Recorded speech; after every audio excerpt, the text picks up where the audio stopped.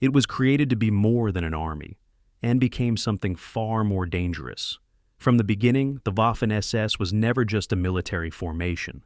It was conceived as a weapon of ideology, loyalty, and absolute obedience, a force meant to fight not only the enemy on the battlefield, but the idea that war itself could ever be separated from belief. What emerged was a hybrid of soldier and political instrument, bound together by doctrine that blurred the line between combat and crime. The Waffen-SS did not begin as a mass army. It began as a guard. Drawn from the regime's most committed followers, its early formations were shaped less by battlefield experience than by ideological certainty. Training emphasized discipline without question, aggression without hesitation, and loyalty not to a nation, but to a leader and a worldview. That military competence mattered, but obedience mattered more. As the war expanded, so did the Waffen-SS. What began as a relatively small force grew into dozens of divisions, drawing recruits from across Europe. Some joined out of conviction, others out of coercion, survival, or opportunity. By the later years of the war, the Waffen-SS was no longer a single identity. It was a patchwork of units with vastly different levels of training, motivation, and effectiveness. On the battlefield, the record was uneven. Some formations fought with skill and tenacity, developing reputations for toughness and cohesion. Others were rushed into combat with minimal preparation, suffering catastrophic losses. In places like the Eastern Front, Normandy, and the Ardennes, Waffen-SS units were often used as shock troops, thrown into the hardest fighting where casualties were expected to be severe. But the battlefield is only part of the story. The Waffen-SS operated without the moral boundaries that constrained conventional armies. It was deeply intertwined with the machinery of repression, occupation, and mass violence. War crimes were not isolated incidents. They were the consequence of an ideology that dehumanized entire populations and framed brutality as duty. Villages were destroyed, civilians were murdered, prisoners were executed. In occupied territories, Waffen-SS units enforced terror as policy. On the Eastern Front, the line between combat operations and extermination vanished almost entirely. The organization structure and indoctrination ensured that violence was not an accident. It was expected. As the war turned against Germany, the Waffen-SS expanded even further. Standards dropped, foreign conscripts filled the ranks. Ideological purity gave way to desperation. By 1945, the Waffen-SS was a shadow of its earlier self, overextended, undersupplied, and increasingly used to prop up collapsing fronts. Units fought on, not because victory was possible, but because surrender was often portrayed as unthinkable. After the war, the legacy of the Waffen-SS became a battlefield of memory. Some attempted to separate its military actions from its crimes. History does not allow that separation. The Waffen-SS was declared a criminal organization not because of isolated acts, but because its structure, purpose, and conduct were inseparable from the crimes of the Nazi regime. Its history is not one of misunderstood soldiers. It is a warning about what happens when ideology replaces humanity with an armed force. The story of the Waffen-SS matters because it confronts us with uncomfortable truths. That discipline without ethics becomes cruelty. That loyalty without limits becomes destruction. That military effectiveness does not absolve moral responsibility. It shows how easily war can be weaponized beyond the battlefield, and how quickly violence escalates when belief replaces restraint. Tonight, we examine that history without myth and without excuse, from its origins to its expansion, from the battlefield to the crimes committed behind the lines, from power to collapse. This is the history of the Waffen-SS, not as legend, but as reality. And before we continue, I want to speak to you directly. If you're still here, listening carefully, if these long, honest journeys into history help you understand not just how wars are fought, but why remembering them responsibly matters, then I hope you'll consider subscribing. If this feels like a place where history is treated with seriousness and respect, then stay with me. Settle in. This is the history of the Waffen-SS. September 1st, 1939. Dawn breaks over the Polish border near the town of Tychin, A column of trucks bearing men in coal-black uniforms rolls through the morning mist, their destination a country that will cease to exist within weeks. These are not regular Wehrmacht soldiers in field gray.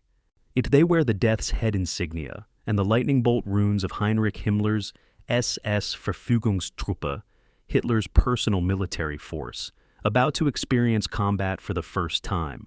The men inside these trucks are bodyguards transforming into soldiers, political enforcers becoming warriors, praetorians stepping beyond the palace gates. Most are young, ideologically vetted, physically impressive specimens of Nazi Germany's vision of martial perfection. What they lack in battlefield experience, they compensate for with fanaticism and a sense of special purpose that sets them apart from the millions of Wehrmacht troops also crossing into Poland this morning.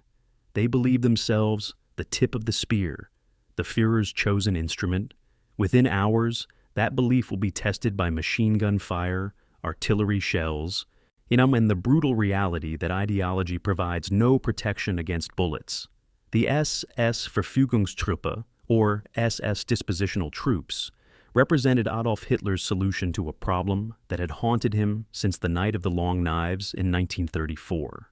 Hitler needed a counterbalance to the Wehrmacht, a force personally loyal to him rather than to military tradition or German nationalism.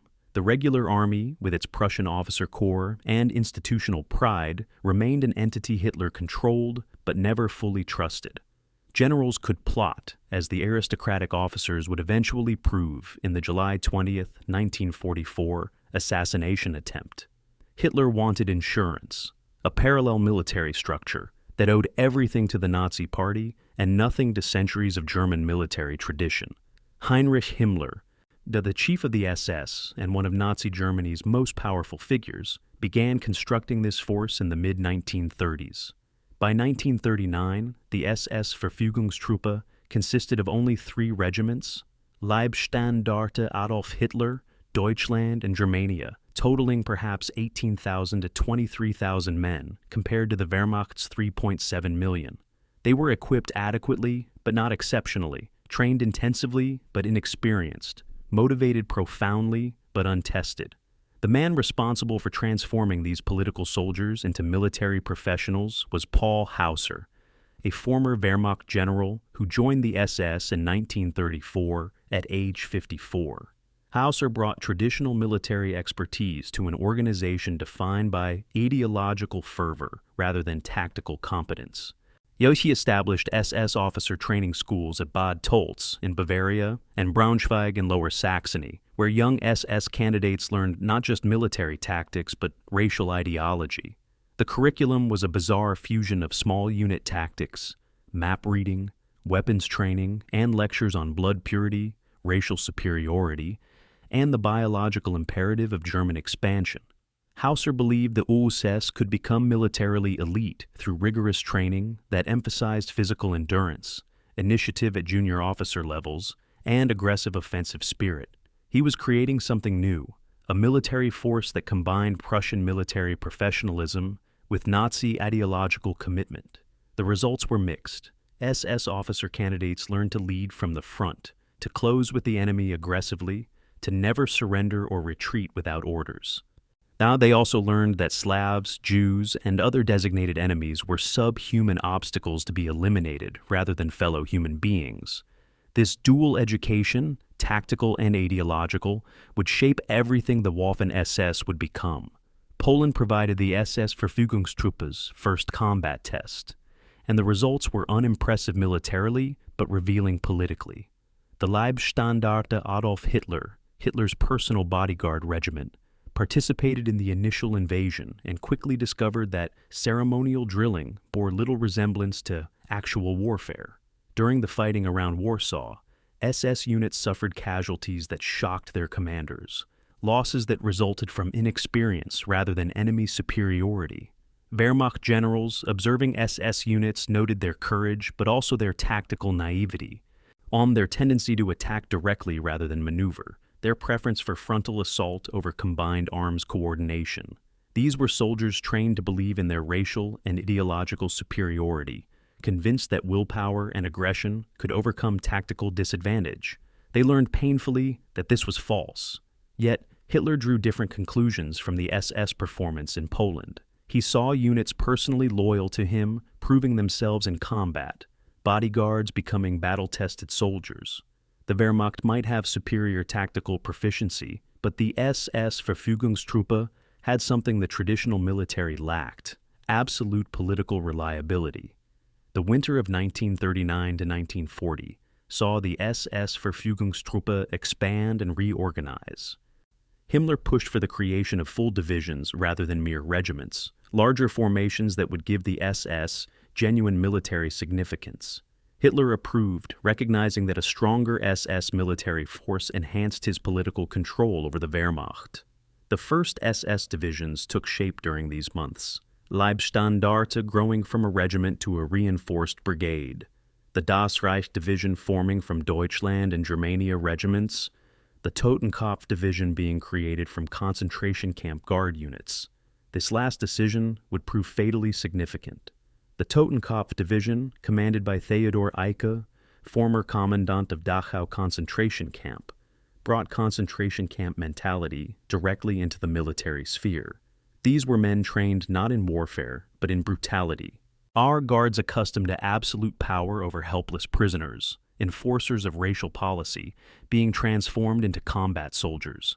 The mixing of military and concentration camp, SS, during this period created an organization where the boundary between combat and atrocity would prove dangerously permeable. May 10, 1940. The Wehrmacht launches Fall Gelb, the invasion of France and the Low Countries, and the SS Verfügungstruppe participates in strength for the first time. The campaign becomes a stunning success for German arms, a 6-week conquest that demolishes the French army and expels the British Expeditionary Force from the continent. The SS units participate in this victory, but their performance remains secondary to Wehrmacht achievements. The Leibstandarte fights in the Netherlands and later in France, distinguishing itself in several engagements, but also revealing continued tactical limitations. The Totenkopf division participates in the breakthrough at Sedan and the drive to the English Channel, but its reputation becomes stained by an incident that foreshadows darker patterns. On May 27th, near the French village of Le Paradis, soldiers of the Totenkopf division under SS Obersturmführer Fritz Knöchlein capture 97 British soldiers of the Royal Norfolk Regiment. Rather than taking them prisoner as military convention and law required, Knöchlein orders them machine-gunned. 97 men murdered in cold blood, their bodies dumped in a mass grave. 2 soldiers miraculously survive their wounds and are rescued by French civilians, living to testify later about the massacre. This atrocity, and one of the first major war crimes committed by SS combat units, reveals something essential about the organization taking shape. These are not simply soldiers wearing different uniforms. They are men trained to view warfare through an ideological lens that categorizes enemies as something less than human. The victory parade through Paris in June 1940 represents a moment of vindication for Hitler and his SS. The Leibstandarte. Adolf Hitler marches past their Führer in immaculate formation, embodying the new order's military power. Hitler watches these men, his bodyguards who have proven themselves in combat, and sees political insurance that has paid dividends. He orders the continued expansion of the SS military forces, authorizing the creation of additional divisions. Himmler, always ambitious for his SS empire, pushes for even more, envisioning an eventual SS army that might rival the Wehrmacht in size. The regular military leadership watches these developments with growing concern. Generals who had dismissed the SS as ceremonial troops now recognize them as potential rivals for resources, prestige, and Hitler's favor. The Wehrmacht achieved the victory in France through superior operational planning and combined arms expertise, but the SS is receiving disproportionate credit and expansion authorization.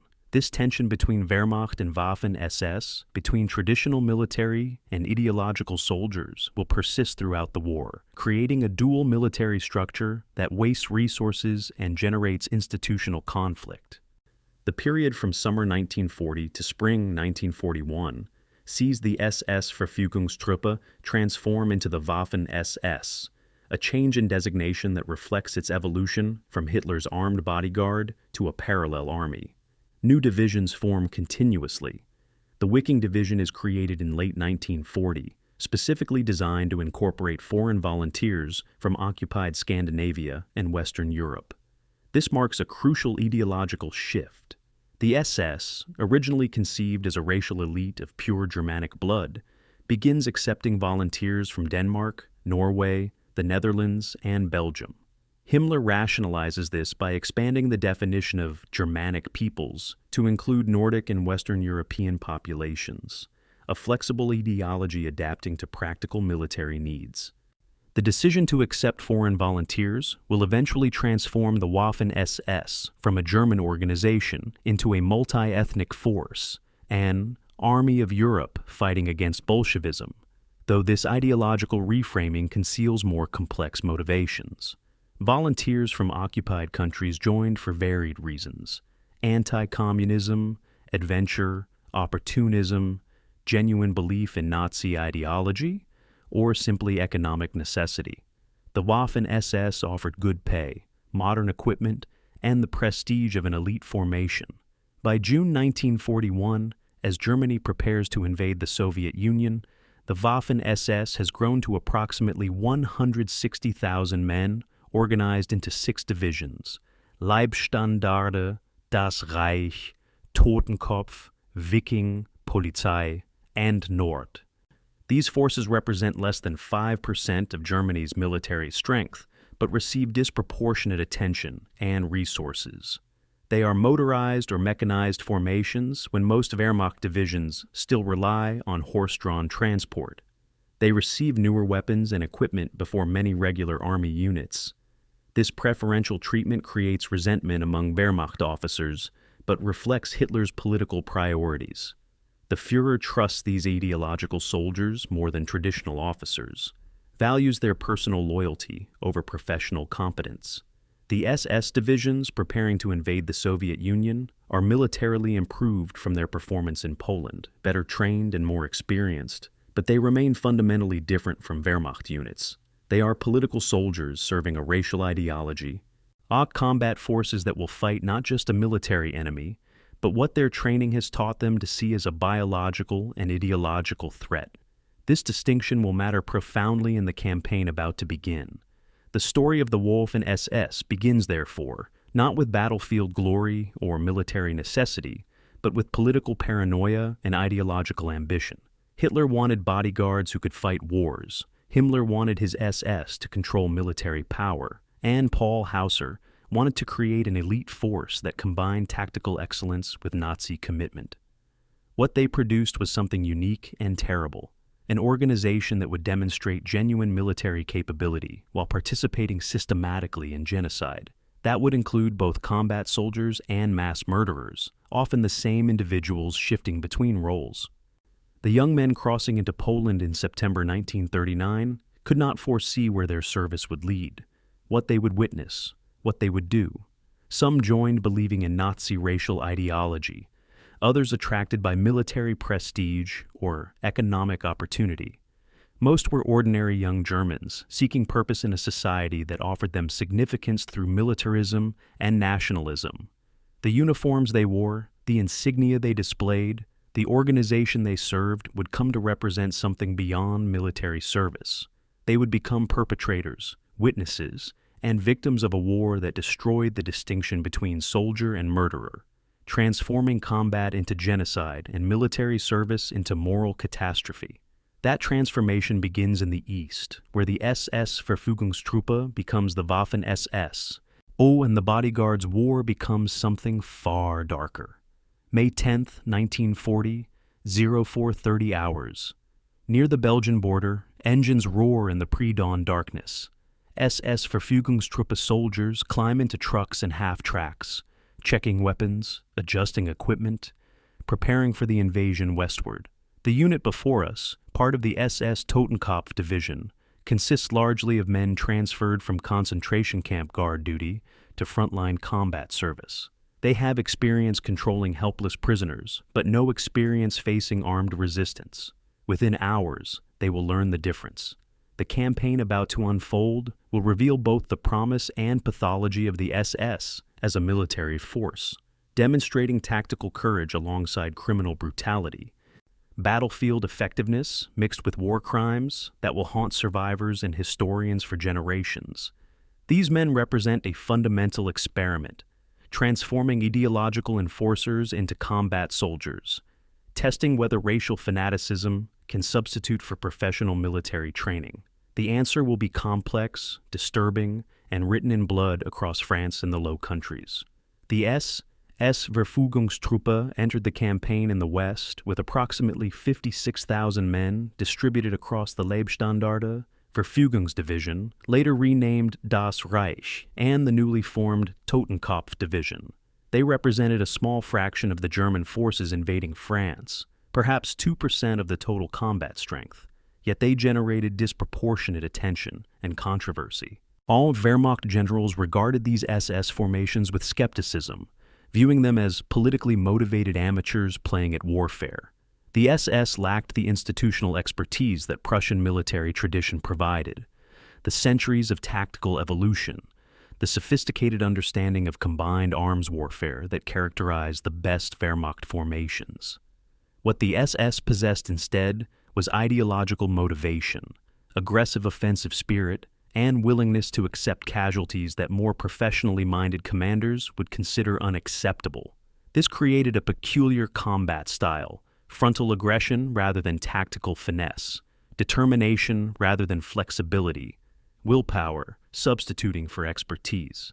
Against opponents as disorganized and demoralized as the French and British forces in 1940, but this approach sometimes succeeded. Against more competent opposition, it would prove catastrophically expensive. The first major engagement revealing SS limitations occurred during the drive through Belgium and northern France. The Totenkopf Division, commanded by Theodor Eicke, the former commandant of Dachau concentration camp, attacked British positions near the town of Arras in late May 1940. The division encountered determined resistance from British and French forces attempting to cut the German advance corridor. Eicke's troops attacked with characteristic SS aggressiveness, pressing forward despite mounting casualties. The British counterattack on May 21st temporarily disrupted the Totenkopf advance, inflicting significant losses and revealing tactical inexperience. SS soldiers, trained to believe in their superiority, discovered that ideology provided no defense against well-aimed British anti-tank guns and coordinated infantry resistance. The division suffered over 1,000 casualties in several days of fighting, losses that would have prompted Wehrmacht commanders to pause and reassess tactics. Eicke instead demanded continued attacks, viewing casualties as proof of commitment rather than evidence of tactical failure. This attitude, courage valued over competence, aggression over analysis, would characterize much SS combat leadership throughout the war. May 27, 1940, Le Paradis, France. SS Obersturmführer Fritz Knöchlein faces a tactical problem. His company from the Totenkopf Division has been fighting British troops from the Royal Norfolk Regiment for several hours. The British defense is determined, inflicting casualties on Knöchlein's advancing soldiers. When the British position finally falls, 97 surviving soldiers surrender, expecting treatment as prisoners of war under international law. Knöchlein makes a different decision. He orders the British prisoners herded into a farmyard, then commands 2 machine guns to open fire on the defenseless men. The massacre lasts minutes. Bodies pile against the barn wall, where prisoners sought non-existent cover. Soldiers finish off the wounded with pistol shots. 97 murders in cold blood, an atrocity that serves no military purpose. 2 British soldiers, Private Albert Pooley and Private William O'Callaghan, survived their wounds by hiding beneath the bodies of their comrades. French civilians rescue them, and they eventually reach British lines, carrying testimony about SS criminality. Knöchlein's crime is not an isolated incident or the result of combat stress.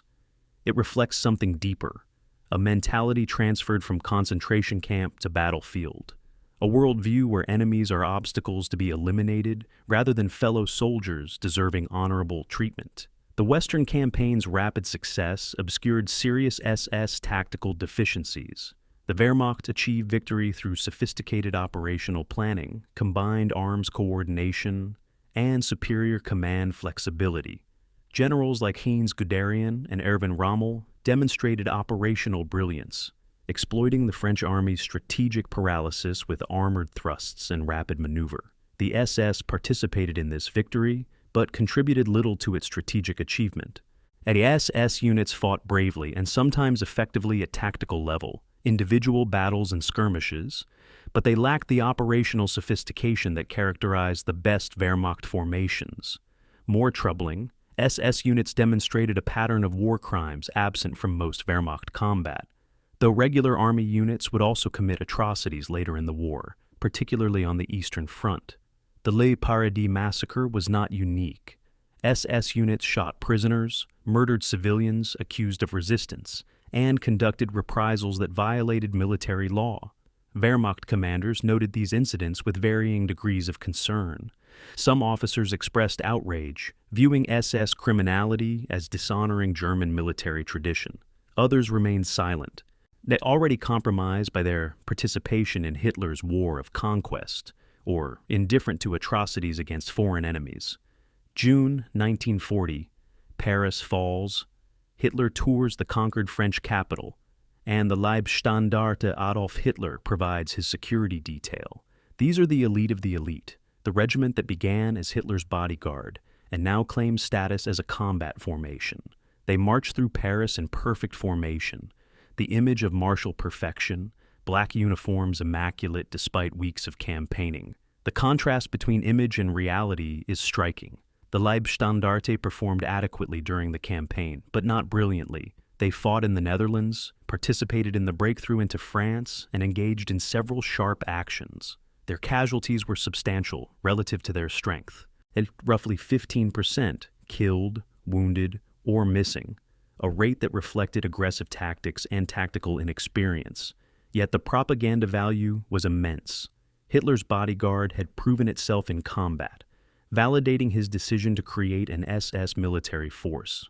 The Führer approved continued expansion, authorizing the Leibstandarte's growth from a reinforced regiment to a full division, the creation of additional SS divisions, and preferential access to equipment and recruits.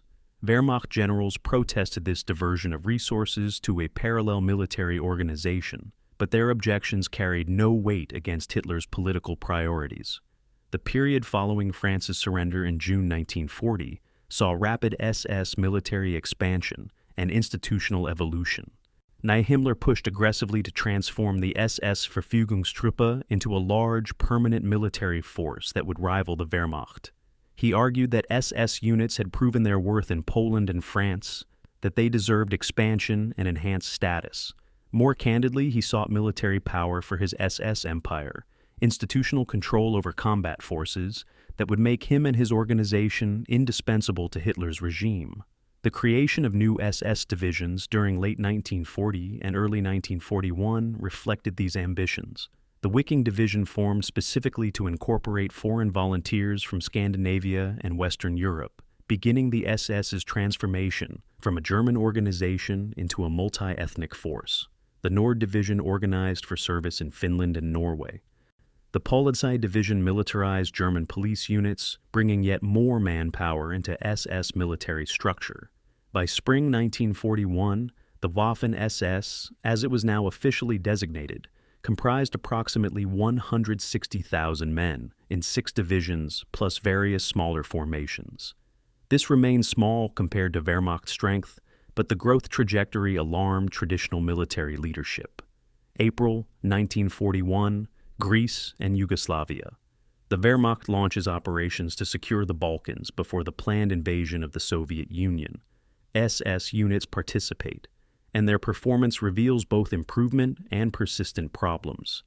The Leibstandarte fights in Greece, advancing through mountainous terrain against Greek and British forces. At the Klissura Pass, the regiment encounters its first major setback, and Greek defenders in well-prepared mountain positions inflict heavy casualties on attacking SS troops. The Leibstandarte's commander, Sepp Dietrich, a former sergeant in World War I and longtime Hitler associate, demonstrates limited tactical sophistication.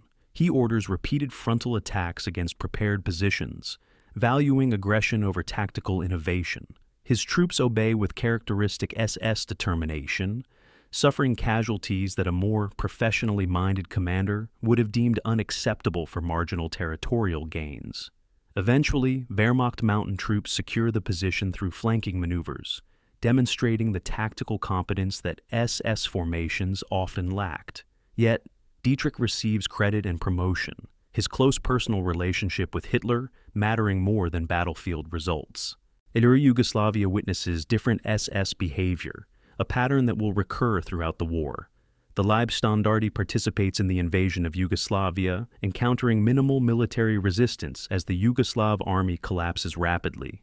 Instead of conventional combat, SS units engage in reprisals against civilians, executing alleged partisans, burning villages suspected of resistance, conducting the kind of punitive operations that blur the line between military action and atrocity. The distinction between combat against armed enemies and violence against civilians begins dissolving, a process encouraged by Nazi ideology's designation of Slavic peoples as racial inferiors deserving harsh treatment. SS soldiers receive explicit guidance through lectures and written materials that Slavs, Jews, and communists represent biological threats requiring elimination rather than military opponents deserving honorable combat. This ideological framework, combined with the aggressive, casualties-be-damned combat doctrine favored by SS commanders, creates an organization increasingly distinct from traditional military formations. They are not simply soldiers fighting for strategic objectives. They are racial warriors conducting an ideological struggle where violence against civilians and combat against soldiers exist on the same moral plane. The conclusion of the Balkans campaign finds the Waffen-SS transformed from its status 2 years earlier. The organization has grown tenfold, from 18,000 to 160,000 men. It has evolved from 3 regiments to 6 divisions, plus supporting formations. It has participated in 3 campaigns, Poland, France, and the Balkans, gaining combat experience and institutional confidence. Yet serious problems remain unaddressed. Casualty rates consistently exceed Wehrmacht averages, reflecting tactical recklessness dressed up as courage. Instances of war crimes accumulate, from Lepardi to numerous smaller atrocities. The mixing of military service with their ideological mission continues, encouraged by leadership that views warfare as racial struggle rather than professional military craft. Wehrmacht generals observe these developments with mixed feelings. Contempt for SS tactical limitations, combined with unease at their political power and growing influence. The SS is learning how to fight, slowly and expensively, but it is also learning something more dangerous. How to be soldiers and murderers simultaneously, combat troops and racial enforcers, warriors and war criminals. This dual identity will define everything the Waffen-SS becomes in the campaign about to begin, the invasion of the Soviet Union, where military operations and genocide will merge into a single catastrophic enterprise, and the apprentice killers will become masters of atrocity. January 1938, Bad Tolz, Bavaria. Snow blankets the SS officer training school, nestled in the foothills of the Bavarian Alps. Inside the main lecture hall, 60 SS officer candidates sit at attention, notebooks open, listening to a lecture titled Race and German Identity. The instructor is not discussing military tactics, logistics, or operational planning. He is teaching racial biology, explaining through pseudoscientific charts and photographs why Germans represent the apex of human evolution, why Jews threaten racial purity, why Slavs constitute subhuman obstacles to German expansion. This is not peripheral education, a minor supplement to military training. This is core curriculum, equally important to map reading or weapons proficiency. These young men are being shaped into something unprecedented in modern military history. Ideological soldiers who view warfare through a racial lens. Combat officers who will command not just military operations, but racial policy enforcement. The distinction between soldier and SS man is being carefully constructed, and it will matter profoundly when these officers lead troops into Poland, France, and especially the Soviet Union. It's that the SS education system created a fundamentally different military professional than traditional German officer training. Wehrmacht officer schools, descendants of Prussian military academies with centuries of institutional history, focused overwhelmingly on military science, tactical proficiency, strategic thinking, and the professional ethics of an officer corps that viewed itself as serving Germany rather than any particular political party. S training schools at Bad Tölz and Braunschweig. By contrast, integrated military education with intensive ideological indoctrination. Officer candidates received approximately 120 hours of explicit racial political instruction, compared to perhaps 20 hours in equivalent Wehrmacht programs. The content of this instruction was specific and deliberately radicalizing. Nice candidates studied Alfred Rosenberg's racial theories, Nazi interpretations of history, portraying Germans as locked in eternal racial struggle, and biological pseudoscience purporting to prove Jewish inferiority and Slavic subhumanity. They learned that military service to the Third Reich meant more than defending national interests. It meant advancing racial purification and Germanic expansion. They absorbed Heinrich Himmler's concept of Anständigkeit, decency, a twisted moral framework that portrayed participation in genocide as a difficult but necessary burden that racial elites must bear for civilization's survival.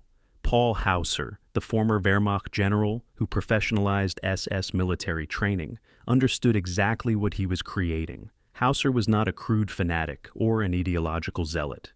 He was a professional officer who recognized that effective military organizations require technical competence, tactical proficiency, and disciplined training. He built this competence into SS officer education, insisting on rigorous physical training, comprehensive military instruction, and high standards for graduation. But Hauser also understood and accepted that SS officers would serve purposes beyond conventional military objectives. He designed a curriculum that produced officers capable of leading combat operations while also implementing racial policy. Commanders who could coordinate artillery support and organize civilian massacres, professionals who viewed genocide as legitimate warfare. This integration, rather than separation, of military and ideological missions distinguished SS officer education from Wehrmacht training. Its Wehrmacht officers might participate in atrocities, particularly after years of brutalizing warfare on the Eastern Front, but their institutional identity remained primarily military. SS officers were trained from the beginning to view military service and racial policy as inseparable aspects of the same civilizational struggle. The daily routine at Bad Tölz revealed how thoroughly ideology permeated SS military culture. Officer candidates rose at 5:30 each morning for physical training, rigorous calisthenics and endurance exercises designed to create physical toughness. Breakfast followed, then a full day divided between military instruction and ideological education. Mornings might include lectures on infantry tactics, weapons systems, or battlefield communications.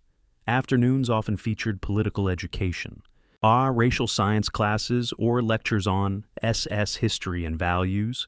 Evenings included mandatory cultural activities, group readings of Nazi literature, singing of SS songs emphasizing blood, soil, and racial struggle.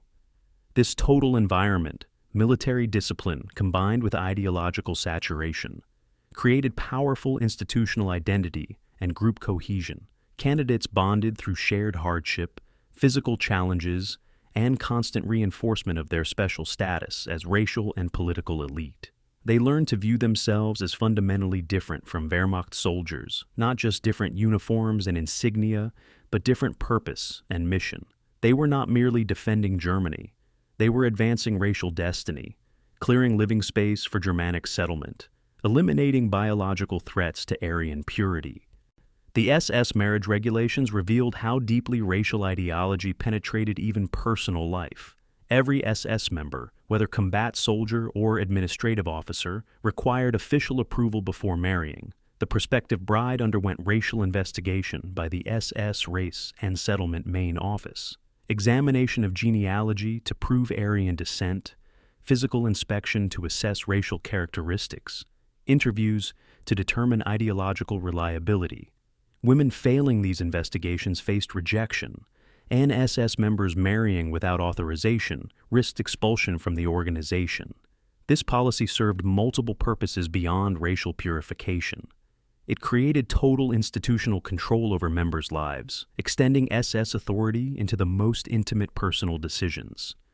It reinforced constantly that SS members belonged to a racial elite with special breeding responsibilities. It normalized the idea that human worth could be scientifically measured and that some lives possessed greater value than others. These concepts, internalized through years of training and reinforced through institutional practice, shaped how SS soldiers would behave when confronting civilian populations in occupied territories. They had learned, through education and experience, that racial classification determined treatment, that some people deserved protection while others deserved elimination. Heinrich Himmler's speeches to SS officers revealed the explicit connection between ideology and anticipated violence. In a notorious address to SS officer candidates in 1937, Himmler stated clearly what SS membership entailed. We must be honest, decent, loyal, and comradely to members of our own blood and to no one else, he declared, establishing an explicit moral boundary based on racial classification.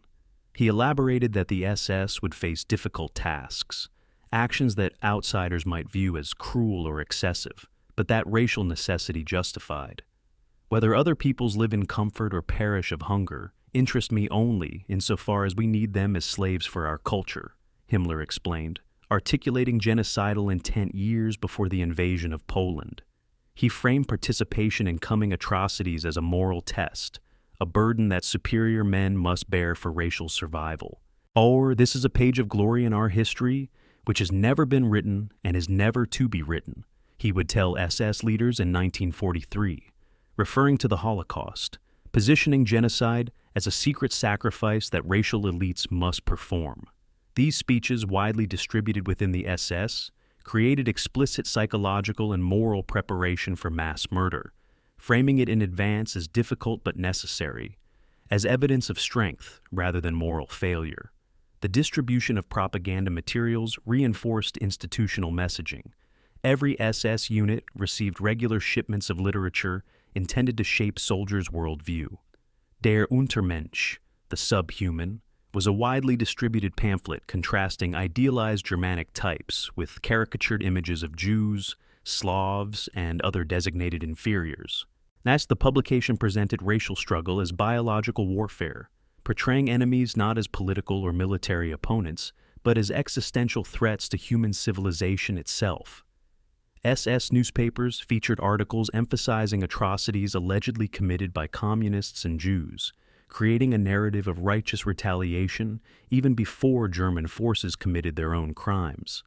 Before the invasion of the Soviet Union, SS units received special pamphlets explicitly describing the coming campaign as a racial war requiring exceptional ruthlessness.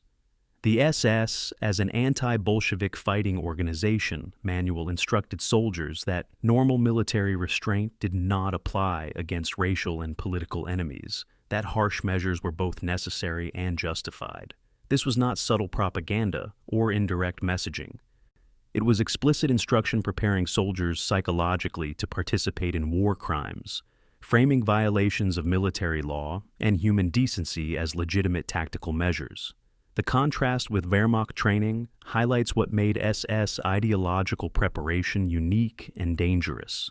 Wehrmacht soldiers also received political education, lectures on National Socialist principles, explanations of why Germany fought. But Wehrmacht institutional identity remained fundamentally military rather than ideological. Officers swore an oath to Germany and, after 1934, personally to Hitler, but their primary loyalty was to military tradition, professional ethics, and institutional heritage stretching back centuries. They viewed themselves as soldiers serving national interests through military means.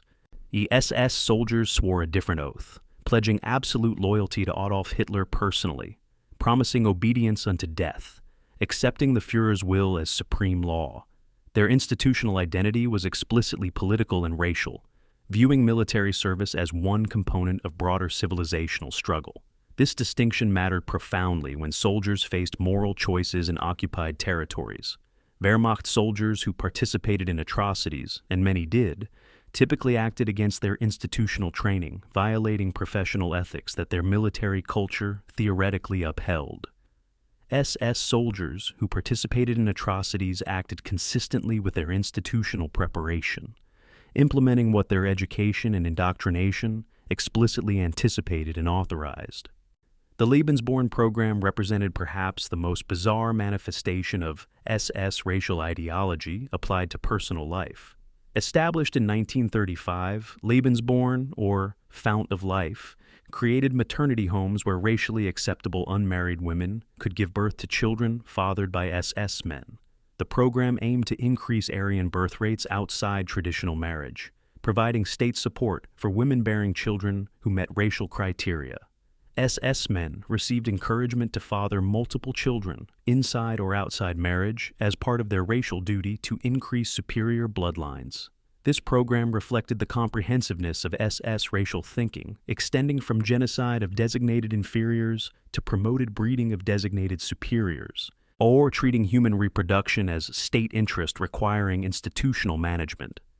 SS soldiers participated in this system, many fathering children through Lebensborn, absorbing the message that they belonged to a breeding elite with special reproductive responsibilities. This normalized treating human beings as racial specimens, valuable or disposable based on biological classification, a mentality that would prove catastrophic when these men encountered civilian populations in Eastern Europe. The ideological soldier emerging from this system was unprecedented in modern military history, someone who could function as the competent combat officer, while also viewing warfare as racial struggle requiring elimination of inferior populations. Wehrmacht officers might become war criminals through brutalization, through prolonged exposure to savage warfare that eroded ethical boundaries, through careerism that prioritized advancement over morality. SS officers arrived at the front already prepared ideologically to commit atrocities, educated explicitly that racial enemies deserved elimination, trained to view genocide as legitimate policy. This preparation did not guarantee that every SS soldier would participate in massacres or that none would refuse orders to commit crimes. The historical record documents SS soldiers who refused participation in killings, who expressed moral objections, who sought transfers to combat duty away from civilian massacres. Crucially, these refusals rarely resulted in execution or severe punishment. Soldiers who refused typically faced reassignment or verbal reprimand, but not death. And this reveals that participation in atrocities involved choice, that institutional preparation created willingness, but not absolute compulsion. The ideological soldier was trained, indoctrinated, and psychologically prepared to commit crimes, making that choice easier and more likely. But the choice still existed. That fact makes SS education even more disturbing, demonstrating that systematic preparation can transform ordinary people into willing perpetrators, that ideology can overcome normal moral restraint, that institutions can create criminals through deliberate design rather than mere circumstance. June 22, 1941, 03:15 hours. The Soviet border near Brest-Litovsk. Sergeant Friedrich Weber of SS Das Reich Division crouches in a forward assembly area, waiting for the order to advance. The night is warm, almost pleasant, but Weber feels cold sweat despite the temperature. Around him, thousands of soldiers wait in similar positions along an 1,800-mile front, stretching from the Baltic to the Black Sea. Weber has fought in Poland, in France, in the Balkans. He considers himself a veteran now, experienced and hardened. But something about this morning feels different, more consequential. The sheer scale of what is about to unfold. 3 million German troops, 3,000 tanks, 7,000 artillery pieces, preparing to attack the Soviet Union. Officers have told Weber and his comrades that this campaign will be different from previous operations, that they face an enemy more dangerous and more brutal than anything previously encountered. The propaganda lectures emphasized repeatedly that Bolshevism and Judaism represent existential threats requiring extraordinary ruthlessness. Weber checks his weapon again, unnecessarily, seeking comfort in familiar routine. At 3:15 exactly, Thousands of German artillery pieces opened fire simultaneously. The largest land invasion in human history begins, and Weber and his SS comrades are at its vanguard. Operation Barbarossa represented the Nazi regime's ultimate ideological and military gamble, an attempt to conquer the Soviet Union, secure resources, eliminate Bolshevism, and implement the racial reorganization of Eastern Europe that Hitler had fantasized about for 2 decades. The campaign plan called for rapid advances by armored spearheads, encirclement of Soviet armies in massive pockets, capture of Moscow before winter. That Wehrmacht generals designed the operational plan, but Nazi ideology shaped its fundamental character. This would not be conventional warfare between nation-states following established military law. Hitler issued directives explicitly stating that the coming campaign was a war of annihilation, that normal restraints did not apply, that harsh measures against Soviet commissars, partisans, and civilians were necessary and authorized. The Commissar Order, distributed to all German units, including the Waffen-SS, commanded the immediate execution of captured Soviet political officers. The Barbarossa Decree exempted German soldiers from prosecution for crimes against Soviet civilians. These orders transformed war into genocide before the first shot was fired. It had creating legal framework for atrocities and eliminating institutional barriers that might have constrained criminal behavior. The Waffen-SS entered the Soviet campaign with approximately 160,000 men, organized into 6 divisions and various smaller formations. They represented perhaps 5% of German forces committed to Barbarossa, a significant but still secondary contribution compared to Wehrmacht's strength. SS units were generally better equipped than average Wehrmacht divisions, possessing more motor vehicles, more automatic weapons, newer equipment. They also possessed the ideological preparation that made them particularly suitable for the racial war Hitler envisioned. SS soldiers had been trained explicitly that they faced subhuman enemies in the Soviet Union, that Slavs, Jews, and communists represented biological threats requiring elimination. They understood through years of indoctrination that this campaign involved more than seizing territory or defeating armies. It involved clearing living space for Germanic settlement and eliminating racial enemies. This preparation meant SS units would prove particularly willing to implement the criminal orders that Wehrmacht units would often, though not always, resist or ignore. The first days of Barbarossa demonstrated both SS combat capability and criminal intent.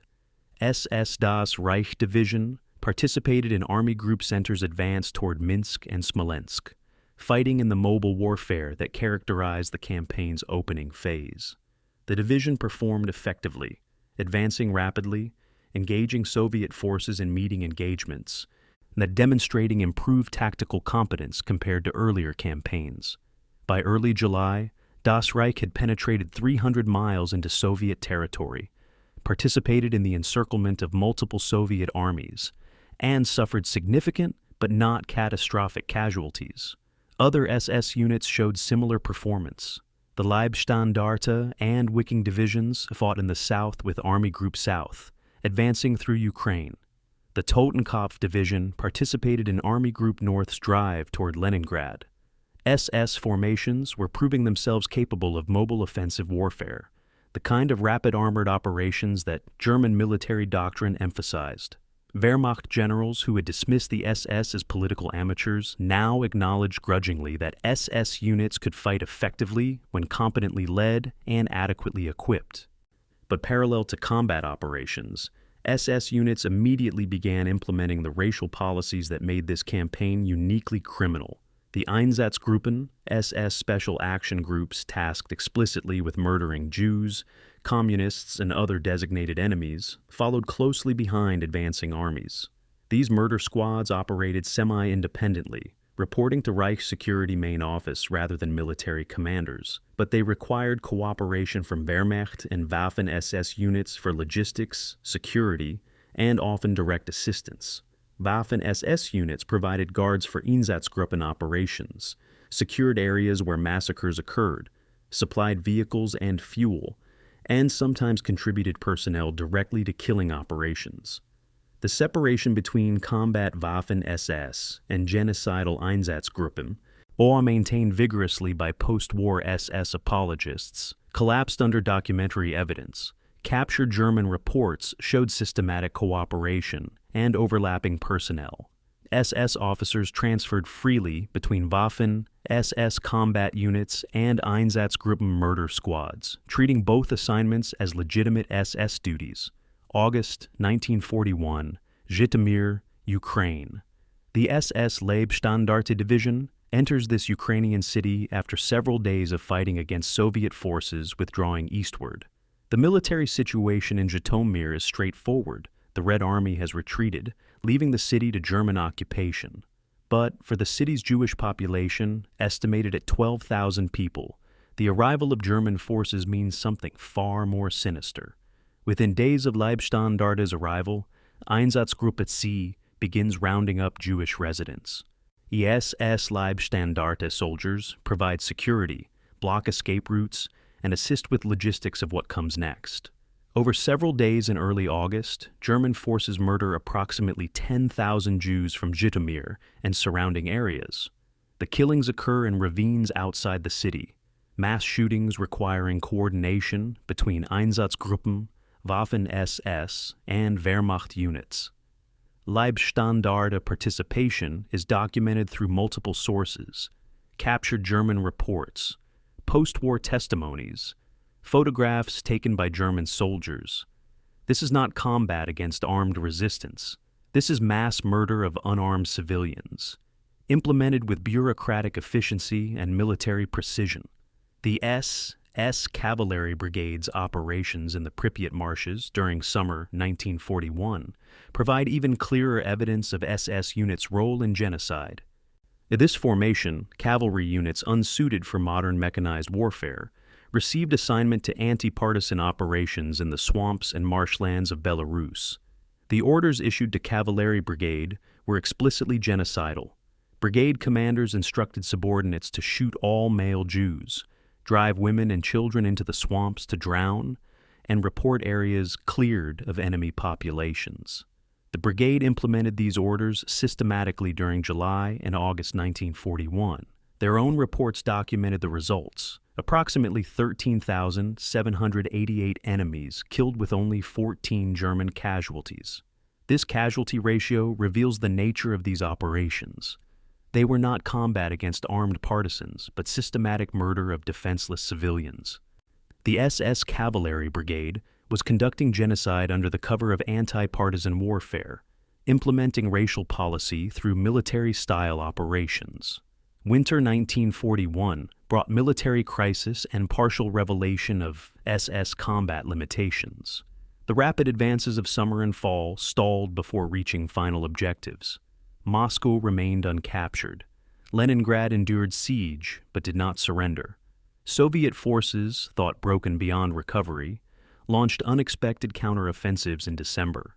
German forces, including SS divisions, suddenly faced retreat and desperate defensive fighting in brutal winter conditions. The Totenkopf division suffered particularly heavy casualties during Soviet winter counteroffensives, at one point losing over 3,000 men in a single week. The Leibstandarte participated in the battle for Rostov-on-Don in November, capturing the city briefly before being forced to withdraw under Soviet pressure, one of Germany's first significant retreats of the war. Hitler was furious, accusing the Leibstandarte of cowardice, though the division fought effectively under impossible conditions. By December 1941, SS divisions had suffered catastrophic casualties, some reduced to 20 to 30% of authorized strength, equipment losses equally severe. The elite formations that crossed the Soviet border in June barely resembled the depleted, exhausted units trying to survive the winter. The simultaneous nature of combat and genocide during Barbarossa revealed essential truths about the Waffen-SS that post-war apologetics attempted to obscure. These were not simply combat soldiers whose units happened to operate in the same areas where atrocities occurred. They were integral participants in criminal policy, providing security, logistics, and personnel for mass murder, while also fighting conventional military operations. Individual SS soldiers moved fluidly between roles, fighting Soviet troops one day and guarding execution sites the next. viewing both activities as legitimate combat duties. The ideological preparation that SS training provided made this role switching psychologically possible, even routine. Soldiers trained to view warfare as racial struggle did not experience cognitive dissonance between fighting the Red Army and murdering Jewish civilians. Both served the same objective of eliminating racial enemies. Officers who coordinated artillery support and organized civilian massacres did not see contradiction. They were implementing different aspects of the same racial policy. The German military's institutional response to these atrocities varied across units and commanders, but generally ranged from active participation to passive acceptance. Some Wehrmacht officers expressed outrage at SS criminality, viewing it as dishonoring German military tradition. Others participated actively, particularly in anti-partisan operations that blurred deliberately into genocide. Most remained silent, focused on their military assignments, choosing not to see or acknowledge what SS and Einsatzgruppen units were doing in their operational areas. This silence, this willful blindness, it made Wehrmacht complicit in crimes even when individual soldiers did not pull triggers. The Waffen-SS, however, bore particular responsibility because genocide was not peripheral to their mission, but central to it, because their training explicitly prepared them for racial warfare, because their institutional identity fused military service with ideological criminality. By December 1941, 6 months into the Soviet campaign, the Waffen-SS had demonstrated both genuine military capability and enthusiastic participation in genocide. They had proven themselves effective combat formations and willing executioners, soldiers and mass murderers simultaneously. This dual identity would characterize the organization throughout the war's remainder, creating a historical legacy of military effectiveness inextricably linked to moral catastrophe, tactical achievement permanently stained by systematic criminality. The vanguard had entered Russia as soldiers. They emerged as something far darker. Spring 1942, Oslo, Norway. 23-year-old Erik Hansen stands in a nondescript government office, reading a recruitment poster offering him a chance to join something he never imagined possible, the Waffen-SS. The poster depicts heroic soldiers defending European civilization against Bolshevik hordes, promising adventure, good pay, elite status. Hansen is not particularly political, does not consider himself a Nazi, certainly never contemplated fighting for Germany. But Norway is occupied, his country defeated, his future uncertain. The German recruiters promise that Norwegians are not joining a foreign army, but defending their own Nordic civilization, that this is a crusade for European survival rather than service to German conquest. They speak of the SS Viking Division, a formation specifically designed for Germanic volunteers, where Norwegians, Danes, Swedes, Dutch, and Flemish will fight alongside Germans as racial brothers. The recruiter mentions better pay than the Norwegian army offered, modern equipment, elite training. Hansen hesitates, uncertain, conflicted. Joining would mean collaborating with occupiers, betraying his country perhaps. But unemployment is high, opportunities limited, and the promise of significance tempts him. He signs the paperwork, pledges allegiance to Adolf Hitler, and becomes one of thousands of Western European volunteers who will transform the Waffen-SS from a German organization into a multi-ethnic force. He cannot foresee where this decision will lead, what he will witness, what he will do. The catastrophic casualties Germany suffered during the first winter on the Eastern Front created a manpower crisis that fundamentally transformed the Waffen-SS. By March 1942, German forces had lost over 1 million casualties killed, wounded, and missing, with Soviet forces inflicting losses Germany could not easily replace. The Wehrmacht absorbed most casualties, but SS divisions suffered disproportionately due to their aggressive tactics and frontline deployment. The Totenkopf division, for example, entered the Soviet Union with roughly 19,000 men, and by February 1942 had fewer than 7,000 combat-effective soldiers remaining. Similar attrition affected other SS formations. This created urgent need for replacements, but finding suitable recruits proved problematic.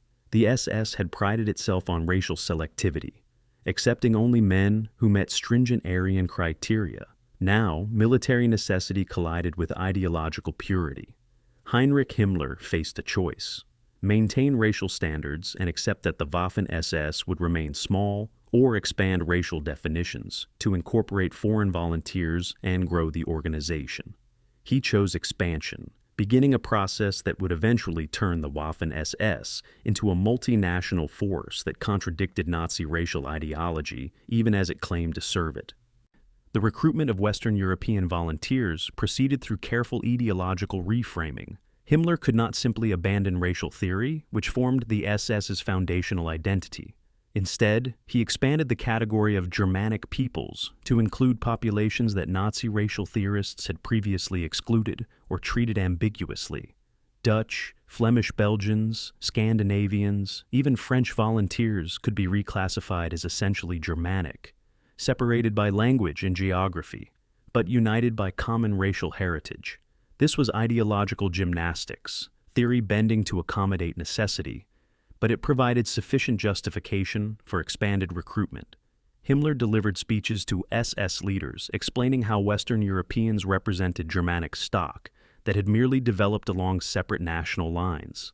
He argued that including them in the SS actually fulfilled racial ideology rather than contradicting it, that the Waffen-SS was uniting Germanic peoples against the existential threat of Bolshevism.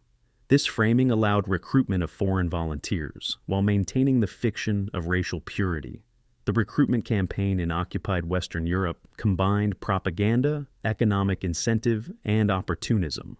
German authorities established recruiting offices in major cities, distributed pamphlets and posters, organized rallies featuring returned volunteers describing adventures and camaraderie.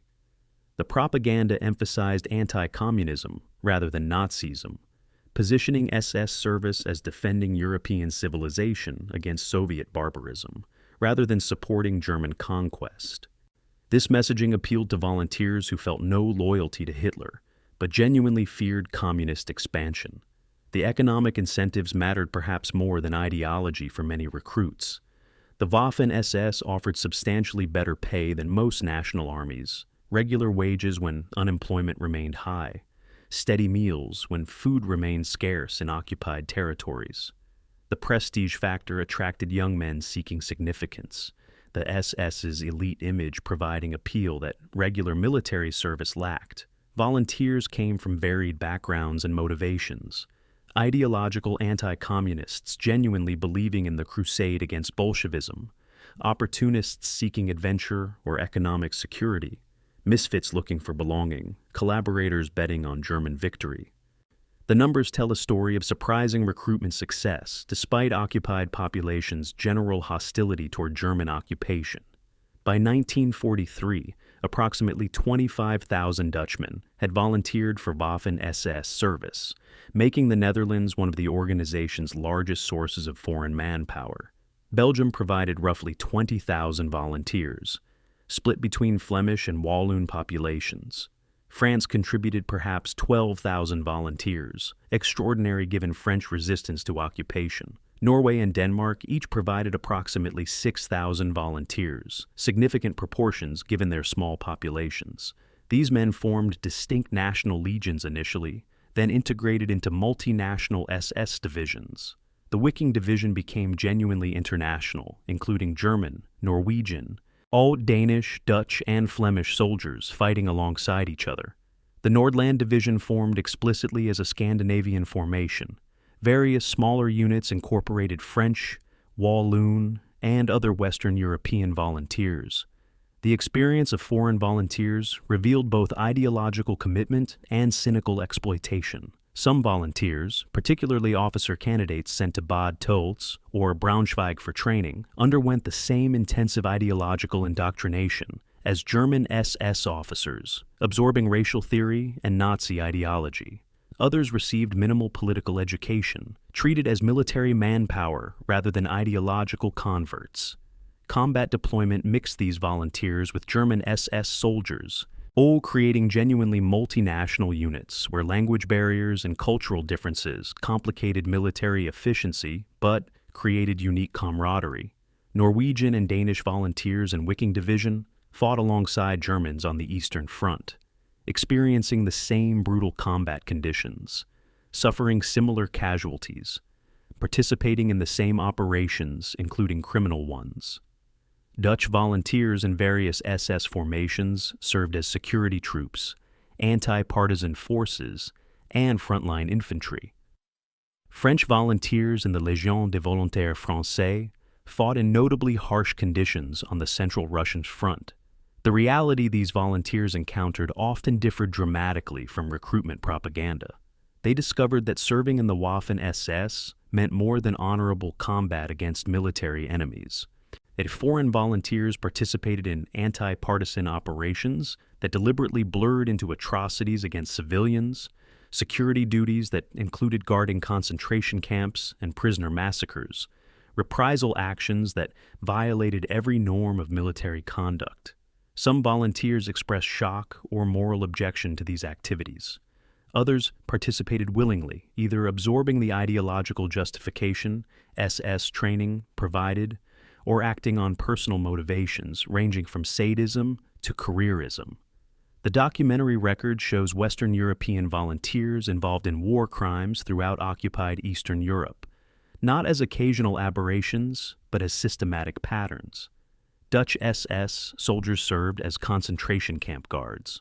Norwegian volunteers participated in anti-partisan operations that massacred civilians. French SS units conducted reprisals against Belarusian villages. The involvement was extensive enough that post-war trials in Western European countries prosecuted hundreds of returnees for collaboration and war crimes. The political consequences in occupied countries were profound and long-lasting. Families and communities were divided over volunteers, some viewing them as traitors collaborating with occupiers, others seeing them as anti-communist crusaders or merely men making difficult choices in impossible circumstances. The German occupation authorities exploited this division, using collaboration to undermine resistance movements and fragment opposition. National governments in exile condemned volunteers as traitors, promising post-war prosecution. Resistance movements sometimes executed collaborators or their families as warnings. The volunteers themselves occupied ambiguous status, wearing German uniforms while claiming to serve national interests, fighting under Nazi command while insisting they remained patriots defending civilization. This cognitive dissonance intensified as the war progressed, and German defeat became likely. Volunteers who had joined anticipating quick victory and prestige found themselves trapped, unable to return home without facing prosecution, committed to a cause clearly losing, serving a regime whose criminality became increasingly obvious. By late 1943, Western European volunteers comprised roughly 10 to 15% of Waffen-SS strength, a significant but not dominant proportion. Their recruitment had successfully addressed some of the manpower crisis Germany faced, but it created new problems. Foreign volunteers generally proved less reliable than German troops, with higher desertion rates and sometimes questionable commitment during defensive fighting. Language barriers complicated command and control. Cultural differences created friction between German and foreign soldiers. Most fundamentally, the presence of foreign volunteers contradicted the SS's core identity as a German racial elite, creating cognitive dissonance that ideological flexibility could paper over, but not eliminate. The European crusade against Bolshevism narrative allowed recruitment, but could not fully resolve the contradiction between racial ideology and multi-ethnic composition. The experience of Western European volunteers reveals how the Waffen-SS functioned as a vehicle for both idealism and exploitation, seeing how it attracted men through varied appeals, ranging from ideological commitment to economic necessity, and how it implicated foreigners in German war crimes, making them accomplices to atrocities they might not have committed in their own national militaries. Erik Hansen, the Norwegian volunteer from Oslo, survived the war and returned to Norway in 1945. He faced trial for treason, served prison time, and spent the remainder of his life navigating the stigma of collaboration. His memoir, published decades later, revealed a man still conflicted about his choices, still unable to fully reconcile his combat service against the Soviet Union with his participation in an organization responsible for genocide. He was one of thousands across Western Europe who made similar choices, and joined an organization they imperfectly understood, participated in operations they could not fully control, and carried forever the knowledge that they had worn the uniform of perpetrators, even if they never personally pulled a trigger in a massacre. Their recruitment solved Germany's immediate manpower crisis, but deepened the moral catastrophe that the Waffen-SS represented, spreading guilt beyond German borders and demonstrating how ideological movements exploit human ambition, fear, and confusion. June 6, 1941, 4 days before Barbarossa. A classified document arrives at the headquarters of SS Das Reich Division. The orders are unambiguous, typed on official Wehrmacht stationery, distributed to all units preparing for the invasion of the Soviet Union. The Commissar Order, as it will be known to history, it commands the immediate execution of all captured Soviet political officers without trial or legal process. These commissars, Communist Party representatives embedded in Red Army units, are to be identified, separated from regular prisoners, and shot. No records are to be kept, no reports filed. The order explicitly suspends military law and the Geneva Convention protections for these specific prisoners. Regimental and battalion commanders receiving this directive face a test of conscience and obedience. Some Wehrmacht officers will refuse to implement the order or quietly sabotage its execution. SS commanders, by contrast, generally accept the directive without objection, viewing it as consistent with their understanding of the coming campaign as a war of annihilation. The document in their hands is not an aberration or excess, but the logical expression of Nazi ideology applied to warfare, the bureaucratic authorization of murder disguised as military necessity. The Commissar Order represented one of several criminal directives issued before Barbarossa that transformed the invasion into something unprecedented in modern European warfare. Hitler and his military leadership explicitly framed the Soviet campaign as fundamentally different from operations in Poland or France. This was to be a war of ideologies and races, not merely nations, a conflict where normal legal and moral restraints would be suspended in pursuit of existential objectives. The Barbarossa Decree, issued May 13, 1941, exempted German soldiers from prosecution for crimes against Soviet civilians, any effectively authorizing atrocities in advance. The Guidelines for the Conduct of Troops in Russia instructed soldiers that Bolshevism is the mortal enemy of the National Socialist German people, and that ruthless action against Soviet partisans and civilians was necessary. These directives created a legal and moral framework that encouraged war crimes by removing institutional barriers that might have constrained criminal behavior. Soldiers who might have hesitated to commit atrocities now had written authorization from the highest military authority. The implementation of the Commissar Order by Waffen-SS units reveals the organization's enthusiastic participation in criminal policy. Unlike some Wehrmacht commanders who ignored or subverted the order, SS units generally executed it systematically. All captured documents and post-war testimony indicate that SS divisions actively sought to identify and execute Soviet commissars among prisoners. The ideological training SS soldiers received prepared them perfectly for this task. They had been taught that communist political officers represented particularly dangerous enemies, racial and ideological threats requiring elimination. The order merely authorized what their training had already positioned as necessary. By the end of 1941, German forces had murdered an estimated 580,000 Soviet political officers and communist officials, with SS units participating at rates higher than Wehrmacht average. This was industrial-scale murder integrated into military operations, genocide implemented through battlefield policy. September 19, 1941, Kamenets-Podolsky, Western Ukraine, a town that will witness one of the Holocaust's early mass murders. The military situation in the area is stable. German forces control the region. Soviet armies have retreated eastward.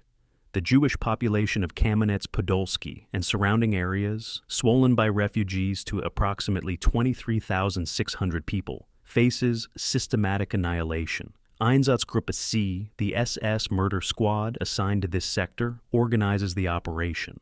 But they require assistance, security forces to cordon the area, military personnel to transport victims, logistics support that only Wehrmacht and Waffen-SS units can provide. The SS Leibstandarte Division, operating in the region, provides exactly this support. SS soldiers establish perimeter security, preventing escape attempts. They assist with transporting victims to execution sites outside the town. They maintain order during the killing process. Over 2 days, August 27th and 28th, German forces murder the entire Jewish population. The method is industrial. Victims march to prepare ditches, forced to undress, shot in groups, bodies falling into mass graves. Leibstandarte participation is documented through multiple sources. Captured German reports noting the unit's cooperation. Postwar testimonies from survivors describing SS soldiers in distinctive uniforms securing the killing site. The collaboration between combat Waffen-SS units and Einsatzgruppen murder squads demolished any meaningful distinction between military service and genocide participation. ASS apologists would later claim that the Waffen-SS was a purely military organization, separate from the criminal SS apparatus responsible for the Holocaust. The documentary evidence reveals this as deliberate falsification. Waffen-SS units regularly provided security, logistics, and personnel for Einsatzgruppen operations. Officers transferred freely between combat and murder assignments, treating both as legitimate SS duties. The administrative separation between Waffen-SS and other SS branches existed on organizational charts but dissolved in operational reality. SS soldiers who fought Soviet troops on Monday might guard a massacre site on Tuesday, then return to frontline combat on Wednesday, experiencing no institutional or personal conflict between these roles. Winter 1941 to 1942. The Pripyat Marshes region of Belarus. The SS Cavalry Brigade receives orders for anti-partisan operations in this swampy, forested terrain. The orders are genocidal, in content though phrased as security measures. Brigade commanders instruct subordinates to shoot all male Jews, regardless of whether they are suspected partisans, to drive women and children into the marshes where they will drown or die of exposure, to report villages cleansed of enemy populations. The brigade's own operational reports document systematic implementation of these criminal orders. Between late July and mid-August 1941, the unit reports killing 13,788 enemies, while suffering only 14 German casualties. This ratio reveals the nature of the operations. Combat against armed partisans produces casualties on both sides, ambushes and firefights that inflict losses. The Cavalry Brigade's statistics show almost exclusively one-sided killing, the signature of massacre rather than combat. They are not fighting partisans. They are murdering civilians, implementing genocide under the administrative cover of anti-partisan warfare. The anti-partisan campaign across occupied Soviet territories provided convenient justification for mass murder throughout the war. German forces, Wehrmacht and Waffen-SS both, conducted countless operations nominally targeting partisan resistance, but actually implementing racial policy against civilian populations. The methodology was consistent and revealing. Units would surround a village or area, separate military-age males who might be actual partisans. They'll then murder Jews, communist officials, and other designated enemies regardless of any evidence of resistance activity. Women, children, and elderly Jews were killed not because they posed military threats, but because they belonged to populations designated for elimination. The distinction between partisan and civilian, between combatant and non-combatant, was deliberately erased. Nazi ideology held that Jews inherently supported communism and partisans, that eliminating them constituted legitimate security policy rather than genocide. This ideological framing allowed soldiers to participate in mass murder, while maintaining psychological fiction that they were engaged in military operations rather than crimes. The documentary trail connecting Waffen-SS units to genocidal operations is extensive and irrefutable. A German military bureaucracy produced voluminous paperwork, reports, and orders that survived the war despite attempts to destroy evidence. Captured German documents include 75 separate reports explicitly linking Waffen-SS units to civilian massacres. These are not contested interpretations or ambiguous evidence, but German military records documenting their own crimes. Reports detail SS units conducting cleansing operations that murdered thousands. Orders show SS commanders authorizing execution of civilian populations. After-action reports list enemies killed in numbers that could only represent massacre of unarmed people. Unit histories mention cooperation with Einsatzgruppen matter-of-factly, treating genocide as routine military activity. This documentation, supplemented by photographic evidence and post-war testimony, or establishes beyond historical doubt that Waffen-SS units systematically participated in the Holocaust and related atrocities. Specific SS divisions accumulated particularly extensive criminal records. The Totenkopf Division, formed from concentration camp guards, participated in numerous massacres across the Eastern Front, its personnel transferring easily between prison guard and combat soldier roles. The Leibstandarte Division, despite or perhaps because of its elite status as Hitler's bodyguard, was implicated in multiple atrocities, including the Kamenetz-Podolsky massacre, various reprisal killings, and execution of prisoners. Das Reich Division conducted anti-partisan operations that devolved into genocide, its units responsible for village destructions and mass executions.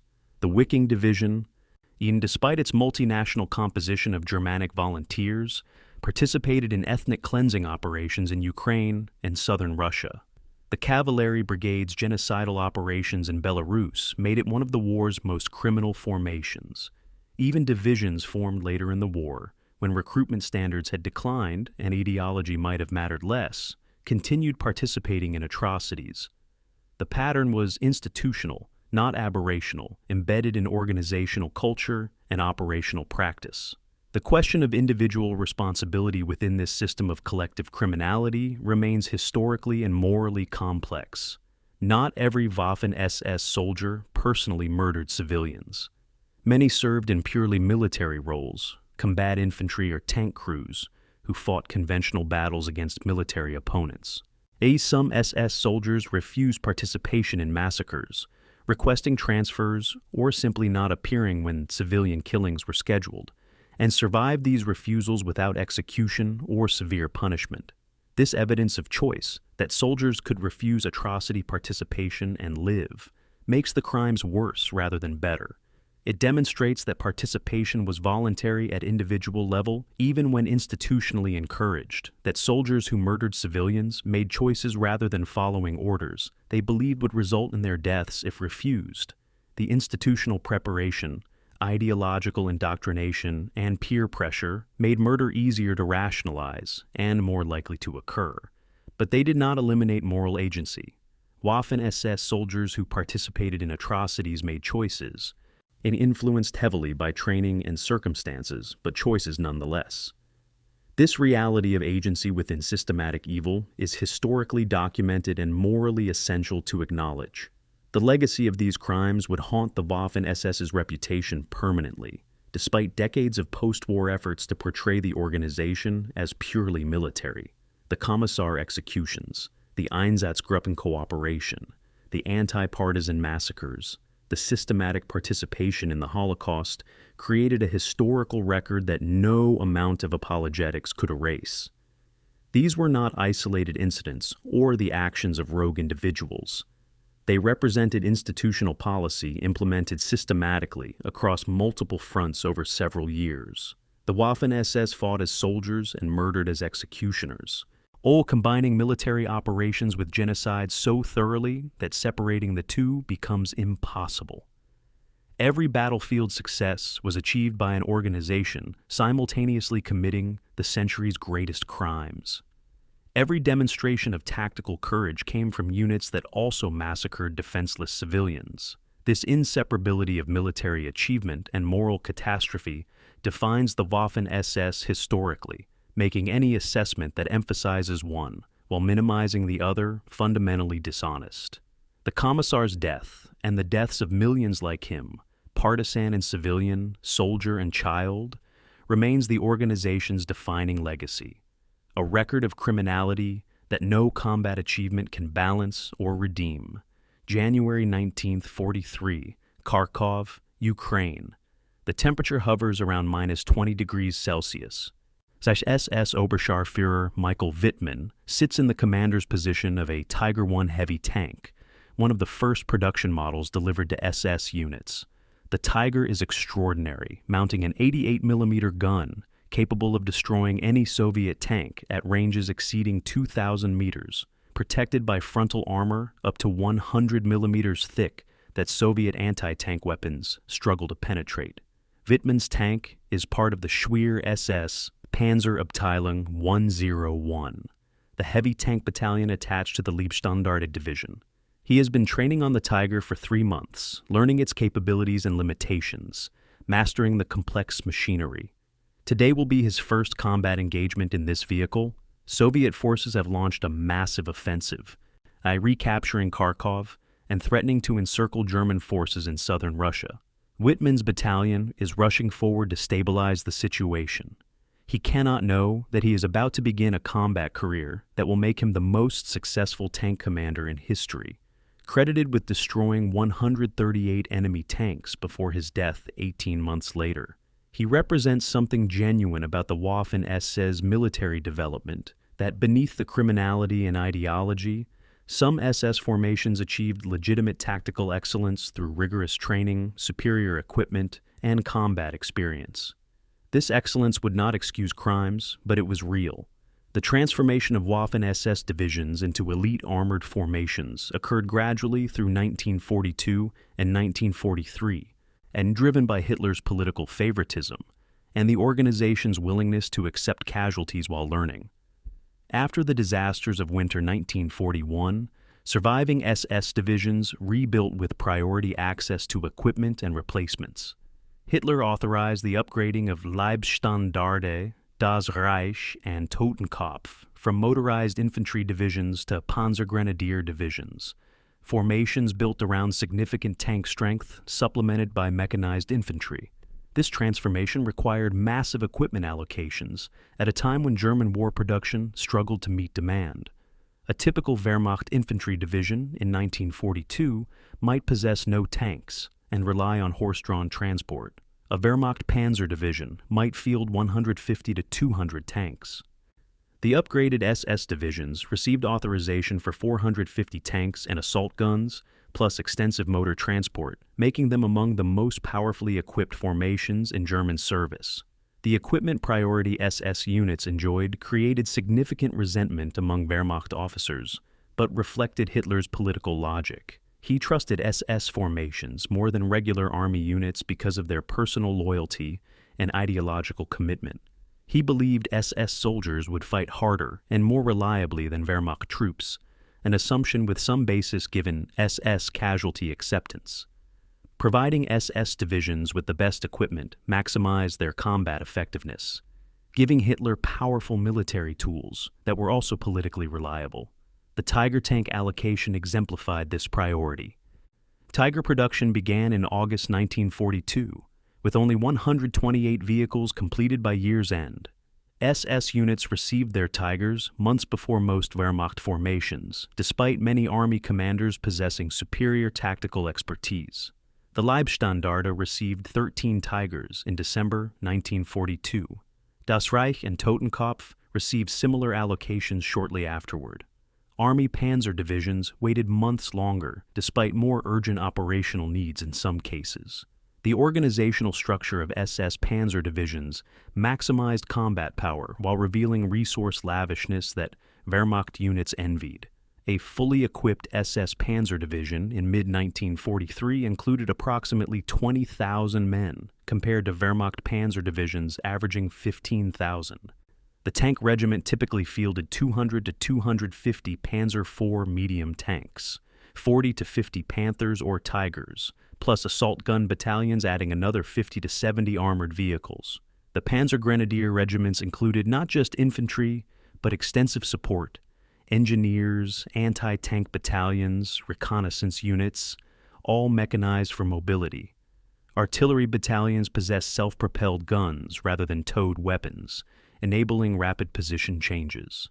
This organization created formations capable of independent operations, mini-armies with combined arms integration that could accomplish missions requiring multiple Wehrmacht divisions acting in coordination.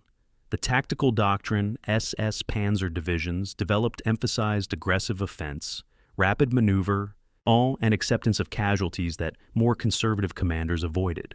SS training stressed closing with the enemy, maintaining offensive momentum, never voluntarily surrendering ground. This created tactical style that worked brilliantly when German forces possessed operational initiative and resources, but proved catastrophically expensive in defensive warfare.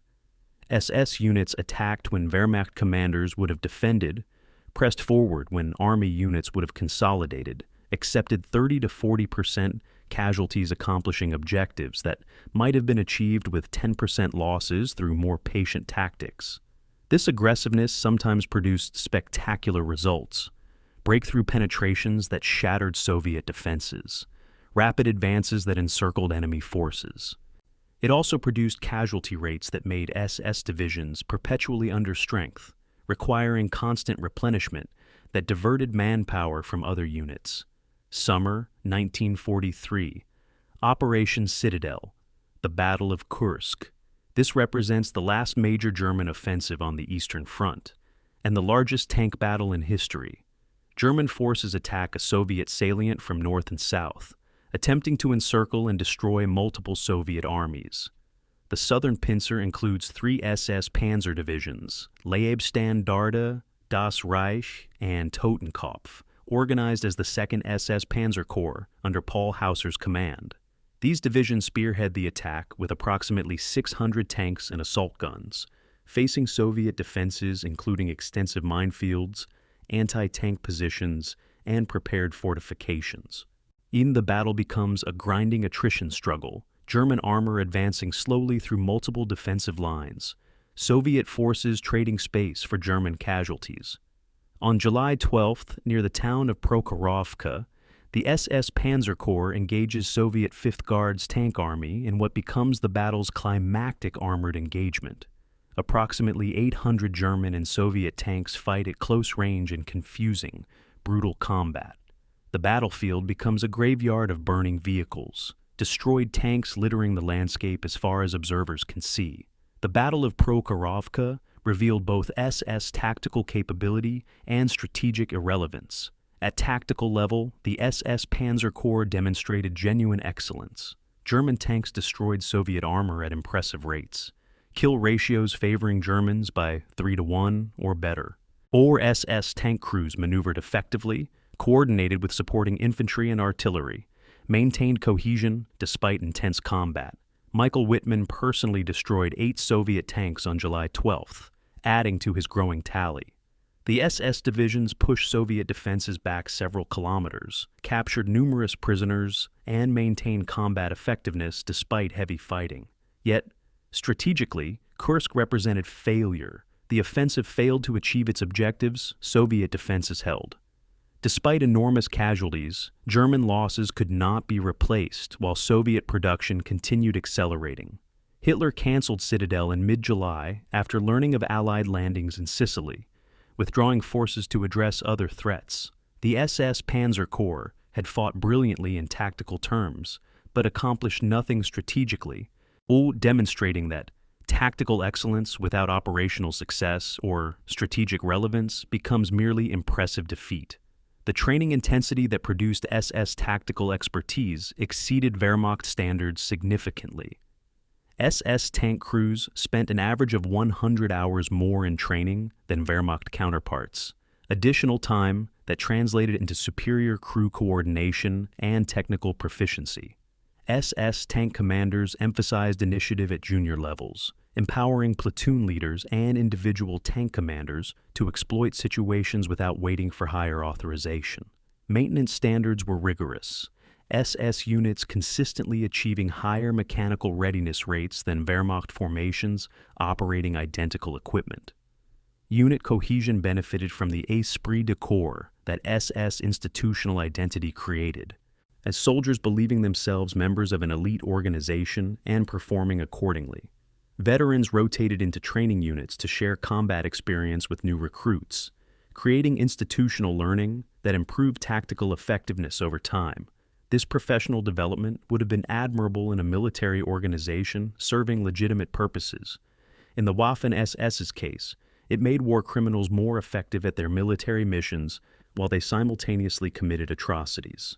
February 1943, the Kharkov counteroffensive. This operation demonstrated SS panzer divisions at their tactical peak. Soviet forces had advanced deeply into Ukraine during January and February, recapturing Kharkov and threatening to collapse the entire southern front. Field Marshal Erich von Manstein, commanding Army Group South, planned an ambitious counteroffensive using the SS Panzer Corps as his mobile reserve. The SS divisions attacked Soviet forces that had outrun their supply lines and grown overextended. The result was a masterpiece of mobile warfare. SS Panzer divisions penetrating Soviet positions, encircling enemy forces, destroying equipment, and capturing prisoners. The Leibstandarte and Das Reich divisions advanced over 150 kilometers in days, fighting meeting engagements against surprise Soviet forces. By mid-March, German forces had recaptured Kharkov, in what became Germany's last significant victory on the Eastern Front. The SS Panzer Corps performed excellently, demonstrating the tactical proficiency that years of development had created. Yet this victory changed nothing strategically. Soviet forces withdrew in good order, or rebuilt rapidly, and resumed operations within months. German losses in tanks and vehicles could not be replaced at rates matching Soviet production. The Kharkov counteroffensive bought time, but not hope, tactical success within strategic defeat. The human cost of creating and maintaining SS Panzer divisions remained consistently high throughout the war. Training casualties occurred regularly, as crews learned complex equipment under demanding conditions.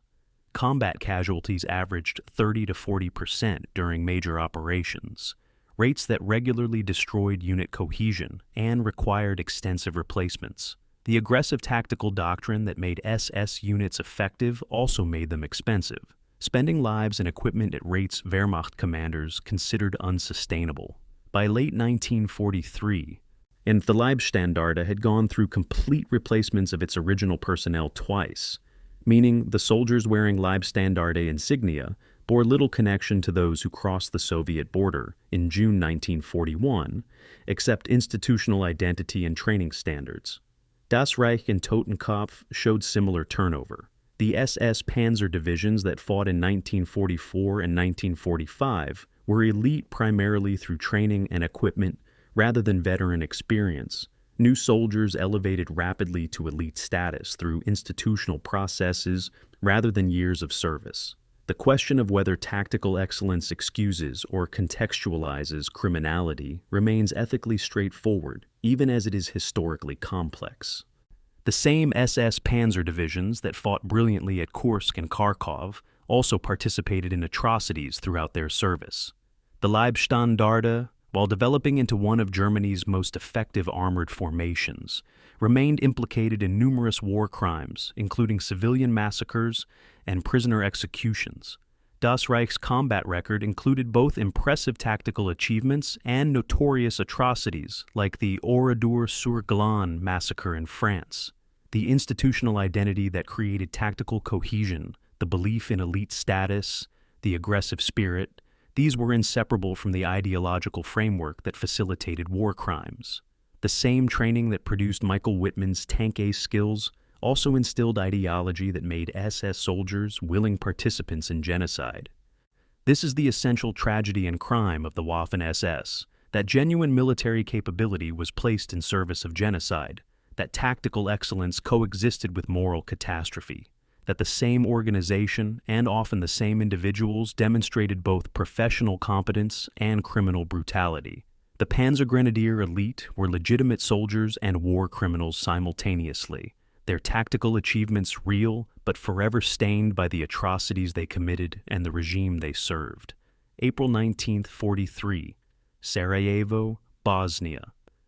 A recruiting office opens in this city within the newly created independent state of Croatia, a Nazi puppet state encompassing much of former Yugoslavia.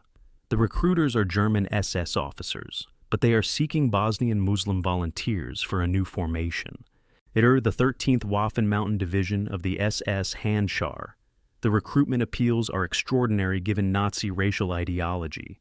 Posters depict Muslim soldiers defending their faith and homeland against communist partisans and Orthodox Serbian forces.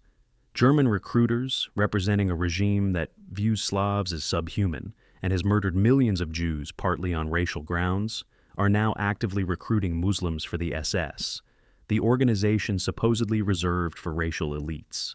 The contradiction is total, yet military necessity has overcome ideological purity.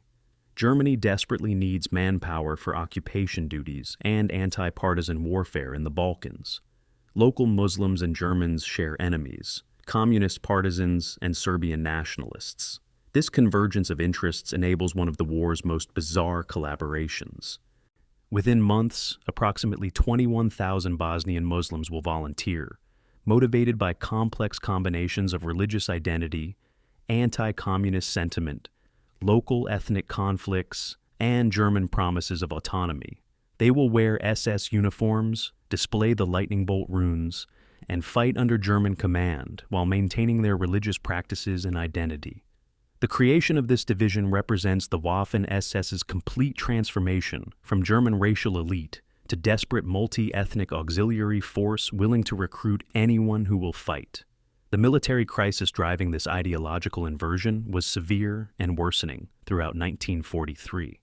German forces faced catastrophic manpower shortages across all fronts. The Eastern Front devoured divisions. He's grinding down Wehrmacht and Waffen-SS units through constant attrition. Partisan warfare in Yugoslavia and the Soviet Union required hundreds of thousands of occupation troops. The Allied bombing campaign against German cities forced reallocation of anti-aircraft resources and personnel. The anticipated Allied invasion of France would require massive defensive forces. Germany simply lacked sufficient German manpower to meet all these requirements simultaneously. Heinrich Himmler, always ambitious to expand his SS empire, saw opportunity in this crisis. If the Waffen-SS could provide additional manpower through foreign recruitment, even manpower that violated racial principles, Himmler could increase his power while addressing Germany's military needs. He began a dramatic expansion of recruitment beyond the Western European volunteers of earlier years, reaching into Eastern Europe, the Balkans, and even Soviet territories to find men willing to wear SS uniforms. The ideological gymnastics required to justify this expansion were extraordinary and revealing. Nazi racial theory had explicitly categorized Slavic peoples as Untermenschen, subhumans suitable only for slave labor or elimination. Jews, communists, and various other groups were targeted for genocide precisely because Nazi ideology deemed them biological threats to Aryan purity. Now, Himmler needed to recruit from these same populations. His solution was flexible racial reclassification, combined with ideological reframing. Ukrainians could be redefined as partially Germanic due to ancient Viking settlements in Kievan Rus. Baltic peoples, Latvians, Lithuanians, and Estonians could be classified as Nordic and therefore acceptable. Bosnian Muslims presented a different problem, clearly not Germanic by any stretch of racial theory. Himmler's solution was to emphasize their anti-communist and anti-Jewish attitudes, noting that Muslims shared Nazi hostility toward Jews and communism. In a remarkable speech to SS leaders, Himmler argued that Muslims' warrior spirit and religious commitment made them valuable allies despite racial differences. He even claimed historical precedent, citing interactions between Germanic peoples and Muslims during the Crusades. The recruitment of Eastern European and Muslim volunteers proceeded through different mechanisms than Western European recruitment. While Norwegian or Dutch volunteers had joined relatively voluntarily, all motivated by ideology or opportunism, many Eastern European and Balkan recruits faced different pressures. German occupation authorities in Ukraine established voluntary recruitment drives that included significant coercion. Men refusing service might find their families denied food rations, or themselves conscripted for forced labor. Local nationalist movements collaborated with German recruiters, viewing SS service as path to eventual independence or means to fight ethnic enemies. In the Balkans, ethnic conflicts provided powerful recruitment motivation. Bosnian Muslims, Croatians, and others joined SS formations to fight Serbian partisans, settling local scores under German sponsorship. The volunteers were genuine in the sense that they physically signed enlistment papers, but the voluntariness was questionable given the coercive environments created by occupation. The 14th Waffen Grenadier Division of the SS Galicia, formed primarily from Ukrainian volunteers, exemplified both the recruitment success and subsequent problems. German authorities launched recruitment in western Ukraine in spring 1943, appealing to Ukrainian nationalism and anti-Soviet sentiment.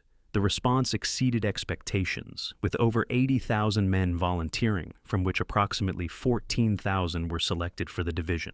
These were genuine volunteers motivated by desire to fight Soviet forces, hopes for Ukrainian independence, or anti-communist ideology. They underwent SS training, though abbreviated compared to German SS soldiers, and deployed to the Eastern Front in July 1944.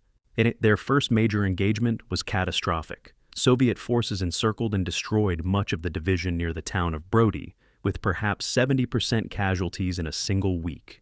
The survivors retreated into Slovakia, where the division reformed and continued service primarily in anti-partisan operations.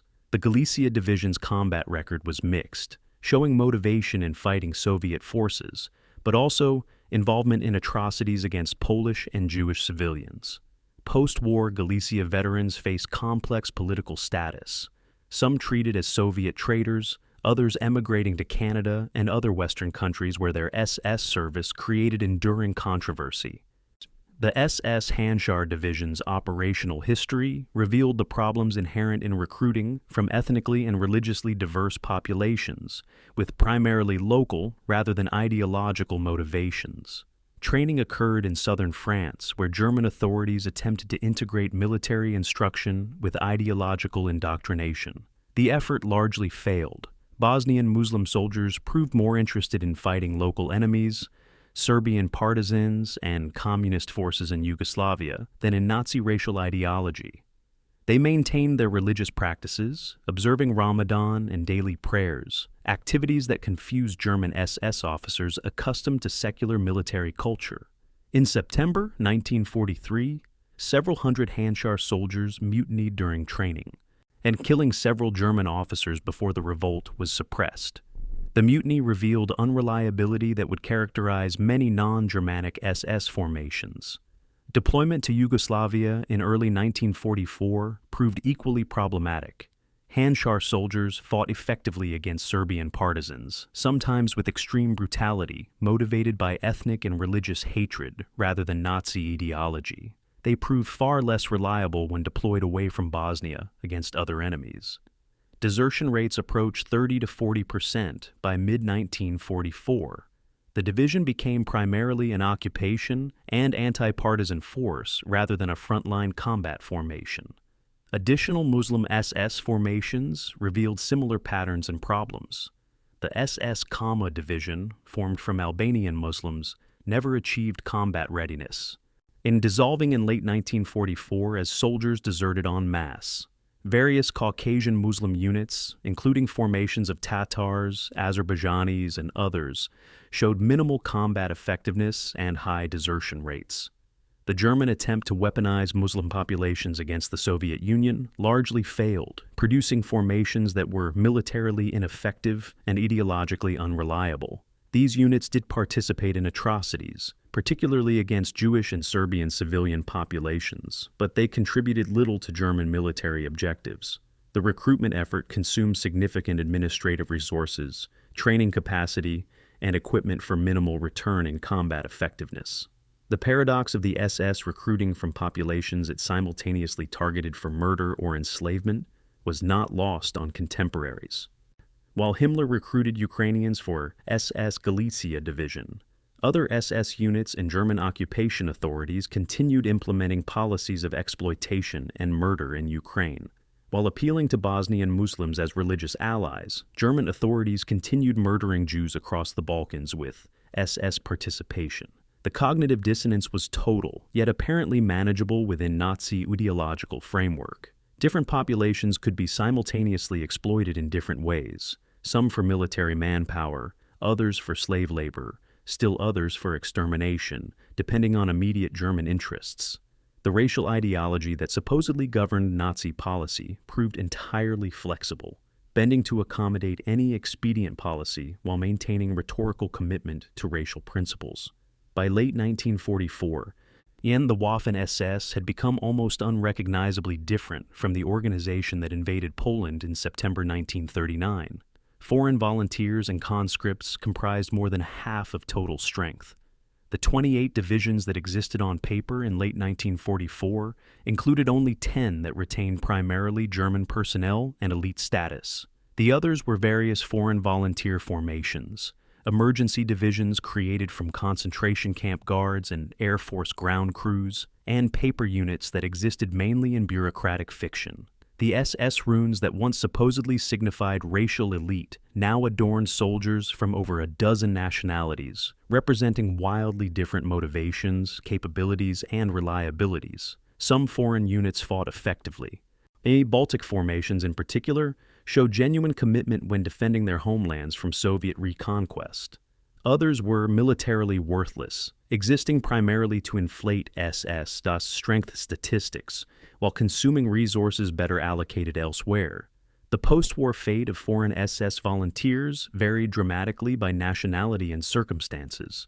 Western European volunteers generally faced prosecution for collaboration, though sentences varied from execution to imprisonment to eventual rehabilitation.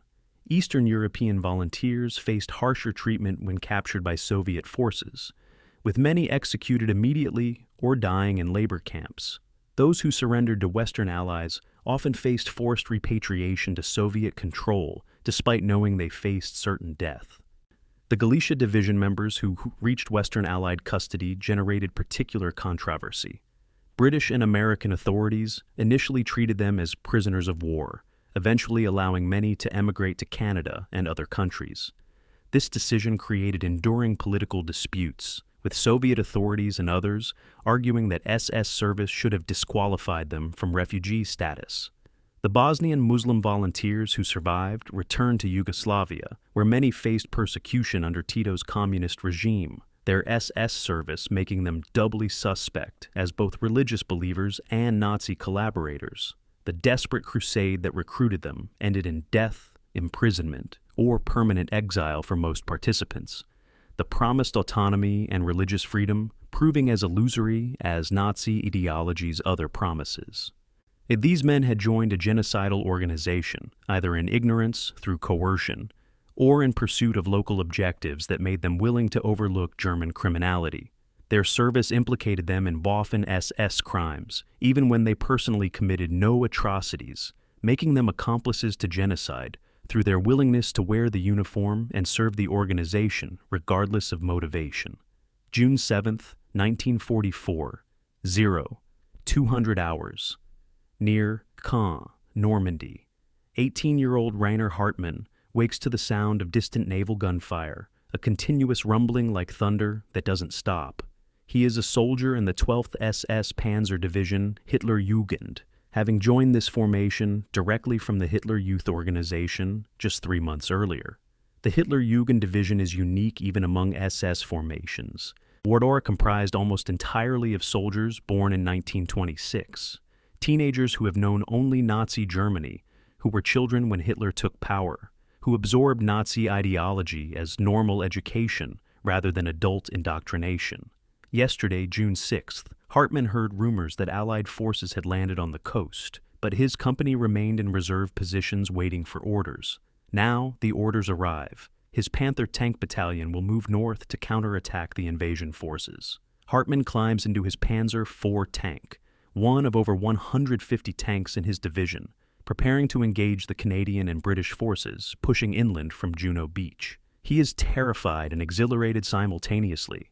Trained to believe he serves in an elite formation defending European civilization from invasion, made too young and indoctrinated to question the regime he serves. Within 24 hours, his tank will be destroyed, his crew killed, and he will be running through wheat fields trying to reach German lines while Allied fighter bombers strafe soldiers below. The Battle of Normandy is beginning, and it will demonstrate both the Waffen-SS's tactical capabilities at peak development and the ultimately futile nature of those capabilities against overwhelming Allied material superiority. The German defense of Normandy relied heavily on Waffen-SS formations, because by June 1944, these represented some of the few genuinely elite divisions Germany could field in the West. The Leibstandarte, Das Reich, Hitlerjugend, and Hohenstaufen-SS Panzer divisions deployed to Normandy were among Germany's best equipped and most experienced formations. They possessed modern tanks, including Panthers and Tigers, full-strength infantry regiments, adequate artillery, and soldiers who believed in their elite status and mission. Wehrmacht infantry divisions defending the coast were generally static formations with limited mobility, older soldiers, and second-rate equipment. The SS Panzer divisions represented the mobile reserve that German defensive plans depended on, forces capable of rapid concentration and powerful counterattacks that might throw Allied invasion forces back into the sea before they could consolidate beachheads. June 13, 1944, Villers-Bocage. This small French town would witness one of the Normandy campaign's most dramatic engagements, demonstrating SS tactical excellence even in defeat. British 7th Armored Division, the famous Desert Rats, were advancing south of Caen, attempting to outflank German positions. The spearhead consisted of the 22nd Armored Brigade's reconnaissance elements, Cromwell tanks, and infantry in a half-tracks moving through Villers-Bocage en route to higher ground beyond.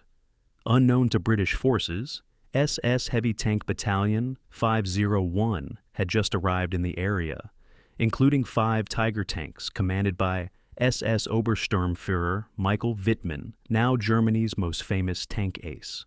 Wittmann observed the British column moving through Villers-Bocage, recognizing both opportunity and danger. His Tiger emerged from concealment and drove directly into the British column, firing at point-blank range. Within minutes, Wittmann destroyed approximately 20 British tanks and armored vehicles, causing complete chaos in the British advance. The action was audacious, tactically brilliant, and ultimately futile. British forces recovered, concentrated anti-tank weapons, and disabled Wittmann's Tiger, forcing him to escape on foot. The British advance halted, but not because German forces achieved strategic victory, rather because British commanders grew cautious. Wittmann's individual heroics could not change Normandy's fundamental dynamics. The SS Hitlerjugend Division's performance in Normandy revealed both the capabilities and horrors of fanatical teenage soldiers. These 18-year-olds fought with intensity that shocked Canadian forces attacking toward Caen. They counterattacked repeatedly despite casualties, defended every hedgerow and building with determination, showed willingness to die that veteran soldiers often lacked. They also committed numerous atrocities against Canadian prisoners, murdering captured soldiers in violation of all military law. The War Crimes Investigation after Normandy documented 156 murdered Canadian prisoners of war, shot after capture by Hitlerjugend soldiers. Some murders occurred in combat's immediate aftermath, soldiers shooting prisoners in rage or battlefield confusion. Others were calculated executions, as prisoners murdered hours after capture when no combat stress could excuse the crimes. The division commander, Fritz Witt, and his successor after Witt's death, Kurt Meyer, bore command responsibility for creating an environment where such atrocities occurred and went unpunished. The battle for Caen became a grinding attrition struggle that destroyed multiple SS divisions while accomplishing nothing strategically. British and Canadian forces attacked toward this city repeatedly from June through August, facing stubborn German defense. The Hitlerjugend Division, holding key sectors around Caen, suffered appalling casualties while buying time that Germany could not use effectively. By late July, the division had lost over 60% of its combat strength, killed, wounded, or missing. Replacements arrived constantly, but they were increasingly young, poorly trained soldiers thrown into combat with minimal preparation. The elite formation that counterattacked on June 7th bore little resemblance to the depleted, exhausted force still holding positions in August. Yet they continued fighting with determination that would have been admirable serving a worthy cause. Instead, these teenagers were dying to defend a genocidal regime in its final months, their courage wasted on a lost cause. July 25, 1944, Operation Cobra.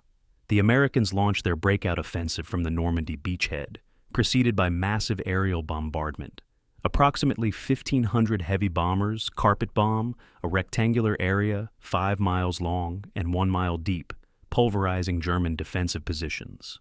The SS Panzer Division, a Wehrmacht formation rather than SS, but included in the defensive scheme, effectively ceases to exist as a combat unit, all shattered by aerial bombardment that kills thousands and destroys most equipment. This demonstrates the material disparity that made German tactical excellence irrelevant. No amount of courage, tactical skill, or determination could overcome the Allied advantages in air power, artillery, and numerical superiority. SS divisions could fight brilliantly at tactical level, win individual engagements, demonstrate superior training and leadership, and still lose because they were outnumbered, outproduced, and outgunned so completely that tactical victories became meaningless. The Das Reich division's march to Normandy illustrated another aspect of SS warfare, the routine integration of military operations and atrocities against civilians. This division, stationed in southern France when the invasion occurred, received orders to move north to Normandy. During the march, they conducted numerous reprisals against French civilians accused of supporting resistance activities. On June 9, 1944, Das Reich soldiers entered the village of Oradour-sur-Glane, rounded up the entire population, herded women and children into a church that they then burned, machine-gunned the men, and destroyed the village. 642 civilians murdered, one of the war's most notorious massacres. The division commander, Heinz Lammerding, claimed the action was retaliation for partisan attacks, but no evidence supported the claim that Oradour-sur-Glane residents had participated in resistance. This was collective punishment and terror, war crimes committed casually during movement to frontline positions. Erstes Reich finally reached Normandy in late June, fought effectively in tactical engagements, and was ultimately destroyed as a coherent formation by Allied offensives. Lammerding survived the war, faced post-war trial, but served no prison time, a failure of justice that embittered French survivors for decades. August 1944, the Falaise Pocket. German forces in Normandy, including most SS Panzer divisions, face encirclement as Allied armies converge from north and south.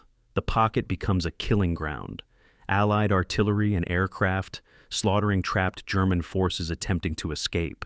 The SS divisions sacrificed themselves trying to hold the pocket's neck open, allowing Wehrmacht units to escape eastward. The Leibstandarte, Das Reich, Hitlerjugend, and other SS formations lose most of their remaining strength in this hopeless defensive battle. Thousands of soldiers die, tens of thousands surrender, equipment and vehicles are abandoned or destroyed. The road from Falaise to Chambois becomes known as the Corridor of Death, littered with destroyed vehicles, dead horses, and soldiers' bodies. By late August, the SS divisions that fought in Normandy have effectively ceased to exist as combat formations. They will be rebuilt, renamed, and recommitted to combat. But the Normandy campaign has destroyed them as effectively as the Eastern Front destroyed earlier iterations of these divisions. The material disparity that doomed German defense in Normandy cannot be overstated. By summer 1944, Allied forces possessed approximately 20-to-1 superiority in artillery shells, at 15-to-1 in tanks, and near absolute air superiority. German forces could not move during daylight without facing air attack. Allied artillery could mass fires that German batteries could not match. American and British production was replacing losses faster than they occurred, while German equipment losses were irreplaceable. The SS Panzer divisions demonstrated genuine tactical excellence, superior crew training, better tactical leadership at company and battalion level, and aggressive offensive spirit. None of it mattered strategically. They were fighting a materially superior enemy that could afford losses and mistakes that German forces could not. Every German tank destroyed was irreplaceable. Every Allied tank destroyed could be replaced within days. This mathematics of attrition made German defeat inevitable, regardless of tactical performance.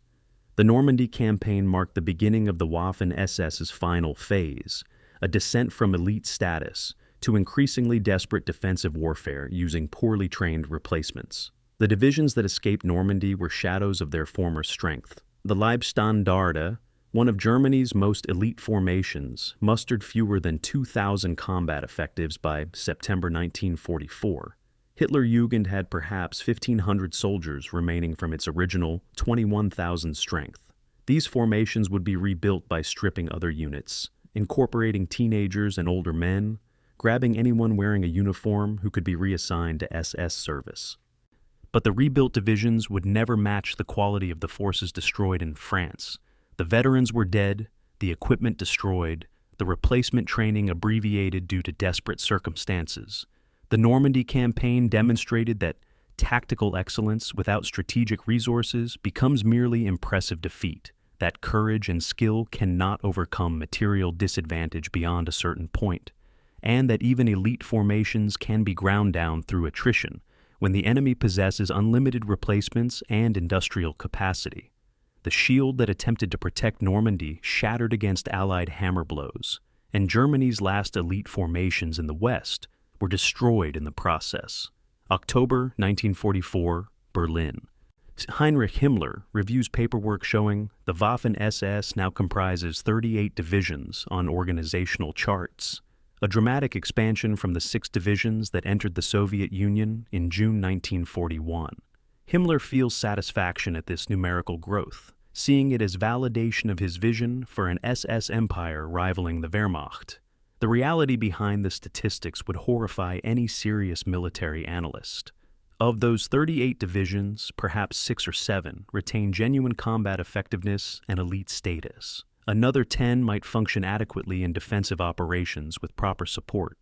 The remaining 20-plus divisions are formations in name only, understrength collections of poorly trained foreign volunteers, elderly Volkssturm conscripts, concentration camp guards suddenly reclassified as combat soldiers, or paper units that exist primarily in bureaucratic fiction.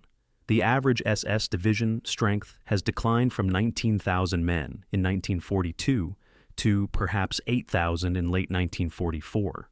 Equipment shortages are severe, with some divisions lacking basic weapons.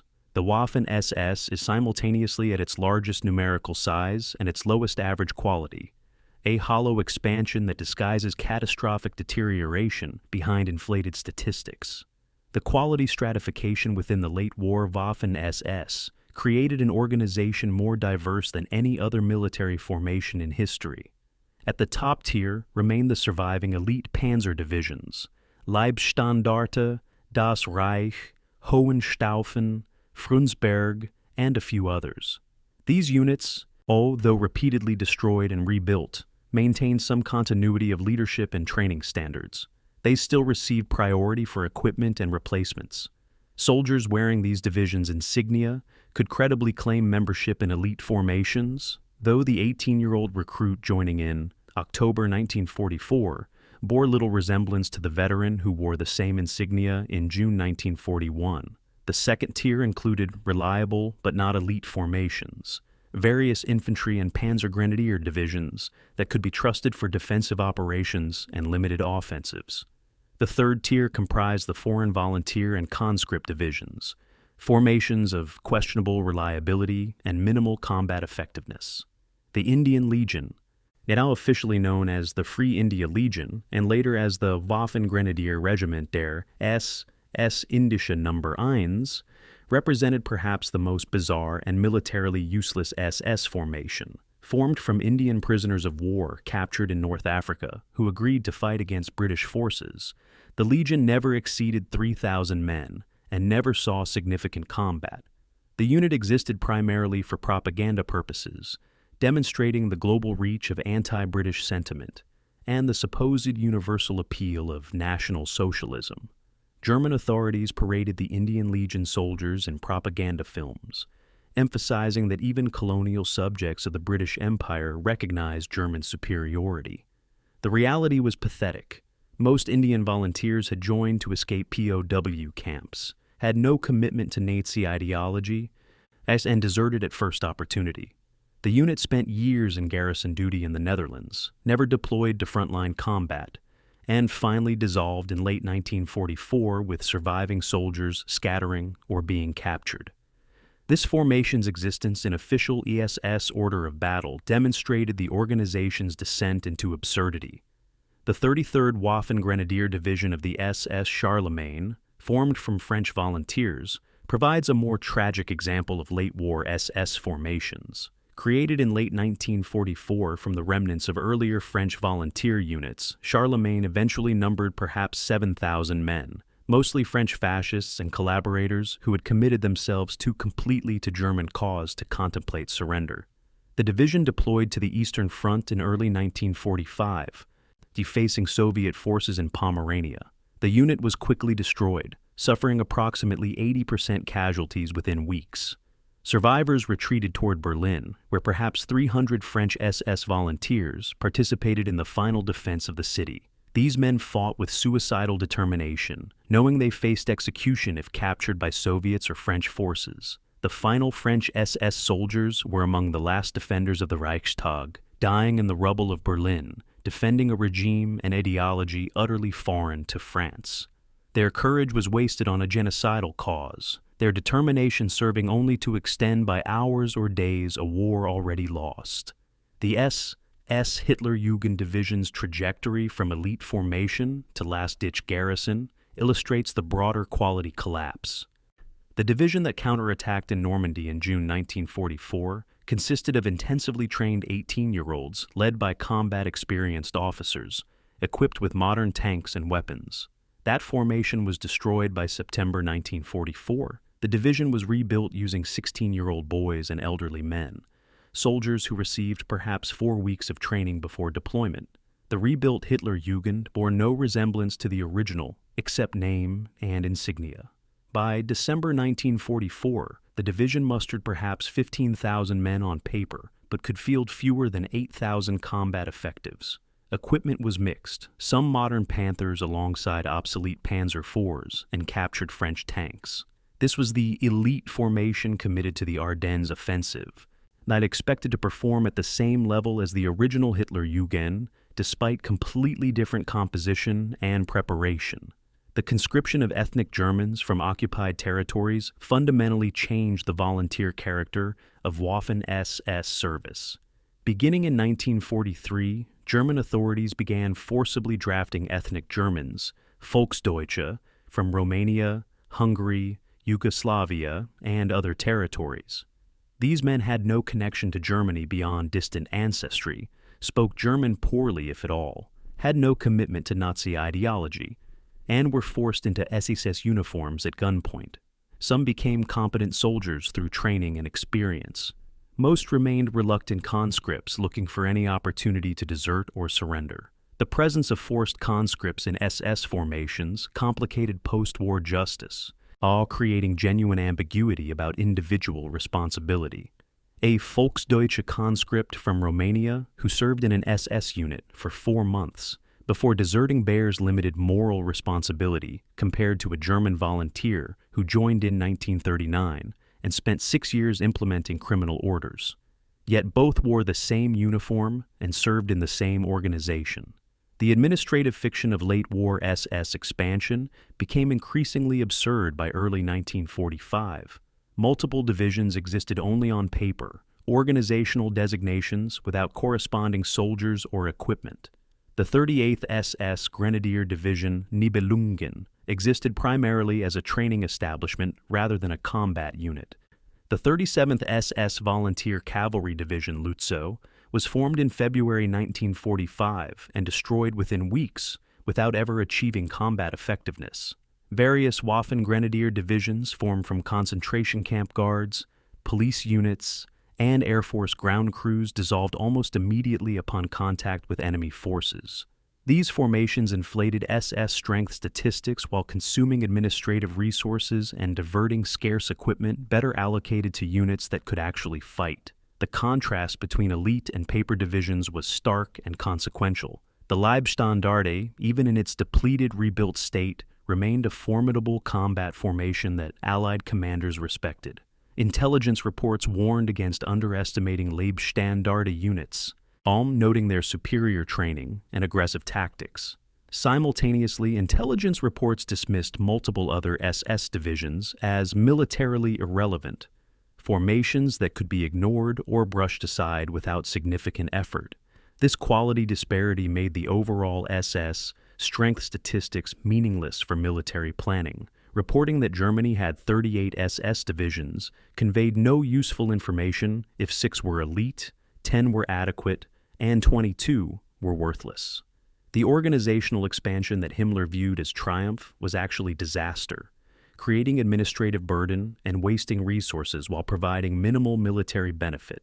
The foreign volunteer divisions created complex post-war legacies in their home countries. Baltic SS divisions, particularly the Latvian and Estonian legions, all became controversial symbols in post-Soviet Eastern Europe. Veterans organizations in independent Latvia and Estonia honored these divisions as patriots who fought Soviet occupation, claiming their service had nothing to do with Nazi ideology and everything to do with national survival. Russian authorities and Western European observers condemned this rehabilitation, arguing that SS service was inherently criminal regardless of motivation. The historical reality was complex. Baltic SS soldiers did fight primarily against Soviet forces, motivated by desire to prevent Soviet reoccupation of their countries. They also participated in crimes against Jewish and Russian civilian populations, sometimes willingly, sometimes under orders they could have refused. Their service enabled the German occupation that murdered tens of thousands of Baltic Jews. These contradictions, patriotism and criminality, resistance to Soviet oppression, and participation in Nazi genocide remain unreconciled in Baltic memory politics. The final irony of SS expansion was that it undermined the organization's foundational identity. The SS had started as an elite of the elite, a racial and political vanguard selected for ideological purity and superior Germanic heritage. By war's end, the SS included everyone who could be press-ganged into wearing the uniform: teenage boys and elderly men, volunteers and conscripts, true believers and desperate opportunists, Germans, Norwegians, French, Ukrainians, Bosnians, Indians, criminals granted release in exchange for SS service. Old concentration camp guards suddenly declared combat soldiers. The lightning bolt runes that once signified elite status became merely another military insignia, distinguished from Wehrmacht symbols more by historical associations than current reality. The paper divisions and foreign legions represented the exhaustion of Nazi ideology's appeal and the desperation of Germany's strategic situation. The organization that began as Hitler's bodyguard ended as a desperate catch-all for anyone who would fight. A military formation hollowed out by casualties, expanded past coherence by ambition, and rendered meaningless by its own growth. December 16, 1944, 05:30 hours. The Ardennes Forest, Belgium. SS Obersturmbannführer Joachim Peiper peers through the darkness at the heavily forested terrain ahead. His command, Kampfgruppe Peiper, a battle group of approximately 4,000 men built around the 1st SS Panzer Regiment, represents the spearhead of the 6th SS Panzer Army's attack in Operation Wacht am Rhein, the operation Allies will call the Battle of the Bulge. Peiper commands some of Germany's best remaining equipment: 72 tanks, including 39 Panthers, 30 King Tigers, and various assault guns and half-tracks. His soldiers are veterans, survivors of years of Eastern Front warfare, trained to believe they serve in the Leibstandarte, Germany's premier formation. Hitler has ordered this offensive as a desperate gamble to split Allied armies, recapture Antwerp, and change the war's trajectory in the West. Peiper's mission is to advance rapidly to the Meuse River, seizing bridges before American forces can destroy them. The plan requires speed, aggression, and luck. It assumes American forces will collapse under surprise attack, that weather will ground Allied air power, and that captured American fuel dumps will supply advancing German armor. At precisely 5:30, German artillery opens fire along an 85-mile front. Thousands of guns bombard American positions. Piper's tanks move forward into the fog and snow. This is Germany's last major offensive, the final throw of the dice, and it is doomed before it begins. The Ardennes offensive represented Hitler's strategic desperation disguised as operational boldness. By December 1944, Germany's military situation was catastrophic on every front. Soviet forces were preparing offensives that would carry them into Germany from the east. The Allied armies were massed along Germany's western frontier, preparing to invade the Reich. Strategic bombing was destroying German industry and cities. Military analysts could calculate with reasonable accuracy that Germany would be defeated by summer 1945, regardless of any tactical successes. Hitler rejected these calculations, insisting that willpower could overcome material disadvantage, that a bold offensive would fracture Allied coalition and buy time for miracle weapons to change the war's course. The Ardennes plan called for 3 armies to attack through the lightly held Ardennes sector, advance to the Meuse River, then push northwest to Antwerp, splitting American and British armies and potentially knocking Western allies out of the war. The plan was fantasy, and requiring everything to go perfectly while facing an enemy with overwhelming material superiority. The SS panzer formations committed to the Ardennes offensive represented some of Germany's last elite reserves. The 6th SS Panzer Army, commanded by Sepp Dietrich, included the Leibstandarte, Hitlerjugend, Das Reich, and Hohenstaufen divisions, though these formations were shadows of their earlier strength. The Leibstandarte mustered perhaps 18,000 men, compared to its authorized strength of 21,000, with many replacements being poorly trained teenagers. Equipment was adequate, but not abundant, with fuel shortages particularly critical. The offensive plan assumed German forces would capture American fuel depots to continue the advance, a plan that required successful offensive before resources existed to sustain it. And despite these limitations, these divisions remained formidable. They possessed combat experience, aggressive leadership, and residual institutional quality that made them dangerous opponents. December 17, 1944, near Malmedy, Belgium. Kampfgruppe Piper's advance has proceeded rapidly through the first 24 hours, penetrating 15 miles into American positions. Piper's spearhead encounters American troops at various points, overwhelming weak resistance and continuing westward. At a crossroads near Malmedy, Piper's column intercepts American Battery B of the 285th Field Artillery Observation Battalion, approximately 120 American soldiers with minimal combat weapons. The Americans surrender after brief resistance. German soldiers herd them into a field. What happens next will haunt the Waffen-SS's reputation permanently. German troops open fire on the prisoners with machine guns and pistols. 84 Americans are murdered, shot down while defenseless. Survivors, those who play dead or escape into woods, will testify about SS soldiers walking among the bodies, shooting wounded men. Piper will later claim he never ordered the massacre, that it occurred without his knowledge or authorization. The evidence suggests otherwise, indicating that Piper's command culture encouraged treating prisoners as expendable obstacles, rather than protected under military law. The Malmedy massacre was not an isolated incident during the Ardennes offensive. Kampfgruppe Piper murdered smaller groups of American prisoners at multiple locations during their advance. German soldiers shot captured Americans at Honsfeld, Bühlingen, and Ligneville, consistent patterns indicating command climate rather than isolated criminal behavior. The total number of American prisoners murdered by Leibstandarte units during the offensive reached approximately 150 documented cases, with potentially more undocumented. These atrocities occurred while Kampfgruppe Piper was achieving its most impressive tactical performance, advancing rapidly, destroying American forces, nearly reaching operational objectives.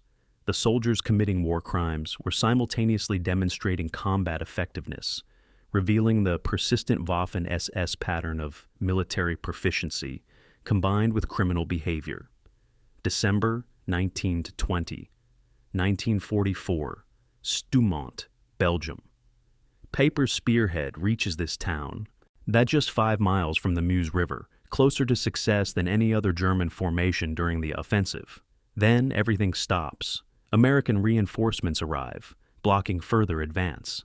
Allied fighter bombers appear as weather clears, destroying German vehicles. Most critically, Piper's tanks run dry of fuel. The advance depended on capturing American fuel depots, but strong American resistance prevented access. German logistics could not supply fuel forward fast enough to maintain momentum. Piper's powerful force becomes immobilized, trapped in Stoumont by American forces surrounding the town. For 3 days, December 20 to 23, Kampfgruppe Piper fights desperately to break out, losing vehicles and men steadily. On December 23, Piper abandons all heavy equipment and leads his surviving soldiers on foot through American lines under cover of darkness. Approximately 800 men escape from his original 4,000. Kampfgruppe Piper's drive, the deepest penetration of the entire offensive, has ended 5 miles short of its first major objective, stopped by fuel shortage and American resistance. The Ardennes offensive's failure revealed fundamental limitations that no amount of tactical skill could overcome. German forces initially achieved surprise and made significant gains, advancing up to 70 miles in some sectors. American units fought bravely, the famous defense of Bastogne, by surrounded forces demonstrating that American soldiers could match German determination when properly led. But the offensive's outcome was never in doubt once initial surprise dissipated. Allied forces possessed overwhelming material superiority, bringing reinforcements forward faster than Germans could exploit breakthroughs. Allied air power, grounded during the offensive's first days by weather, emerged decisively when skies cleared. German tanks and vehicles, immobilized by fuel shortages, became targets for American fighter bombers that destroyed hundreds of vehicles in days. The arithmetic of attrition doomed the offensive. Every German tank destroyed was irreplaceable, while American losses were replaced within days from the depots overflowing with equipment. The casualty statistics for SS divisions in the Ardennes offensive demonstrate the futility of Germany's last gamble. The Leibstandartes suffered approximately 5,000 casualties killed, wounded, and missing from its 18,000-man strength, nearly 30% losses for no strategic gain. Hitlerjugend lost similar proportions. Das Reich and Hohenstaufen divisions suffered heavy casualties in supporting attacks. Equipment losses were catastrophic and irreplaceable. Over 600 tanks and assault guns destroyed or abandoned, thousands of vehicles lost. Ammunition stocks exhausted. These losses gutted Germany's last operational reserves, spending irreplaceable resources on an operation that never had realistic chance of success. By late January 1945, as German forces withdrew to starting positions, that the Ardennes offensive had accomplished nothing strategically while consuming resources desperately needed for defensive operations. The Malmedy massacre's aftermath created consequences that extended beyond the immediate victims. American forces, enraged by news of murdered comrades, sometimes refused to accept SS prisoners' surrender, shooting captured SS soldiers in retaliation. Units encountering SS formations spread the word, "No prisoners." This was unofficial policy, violation of military law that American commanders sometimes condoned through deliberate ignorance. The cycle of atrocity and retaliation that characterized Eastern Front warfare was spreading west, brutalizing combat in France and Germany during the war's final months. The Waffen-SS's systematic criminality, accumulated through years of atrocities, it now endangered every soldier wearing SS uniform, regardless of individual guilt. Innocent SS conscripts, forced into service and having committed no crimes, faced summary execution because they wore the same insignia as Malmedy's murderers. Joachim Piper's post-war fate reflected the complicated intersection of military achievement and war crimes. American authorities captured Piper in 1945 and tried him for the Malmedy massacre in 1946. The trial was controversial, with defense attorneys claiming confessions were extracted through torture, though substantial evidence beyond confessions supported conviction. Piper and dozens of other defendants received death sentences, later commuted to life imprisonment. Piper served 11 years before parole in 1956. freed during the Cold War era when West Germany was seeking former officers for rearmament. He lived quietly in Germany until 1976, then moved to France, attempting anonymity. French communist activists discovered his identity and publicized that Malmedy's architect lived among them. On July 14, 1976, unknown attackers firebombed Piper's house, killing him.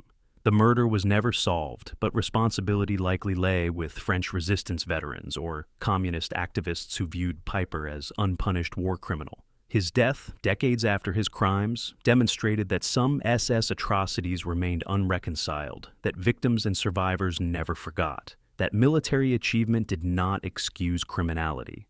The Battle of the Bulge marked the Waffen-SS's final appearance as a formidable offensive force.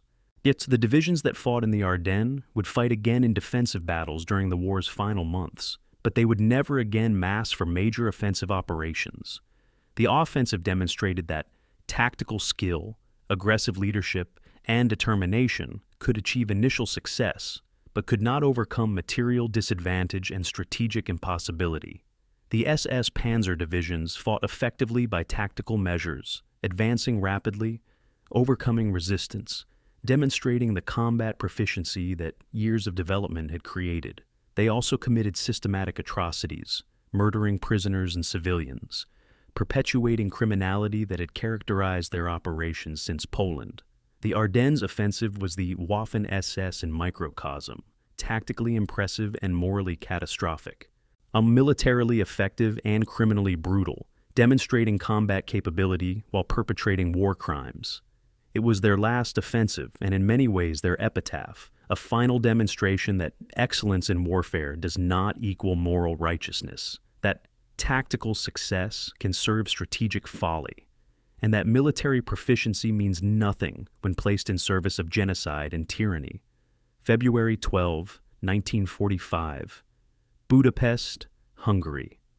SS Sturmbannführer Klaus Weber huddles in the basement of a destroyed building, trying to ignore the sound of Soviet artillery that never stops. Weber commands what remains of a company from the S. Wiking Division, perhaps 40 men from an original strength of 180. They have been trapped in Budapest for over 2 months, surrounded by Soviet forces since late December. The Hungarian capital has become a tomb, buildings reduced to rubble, streets barricaded with burned-out vehicles and corpses, civilians starving in cellars.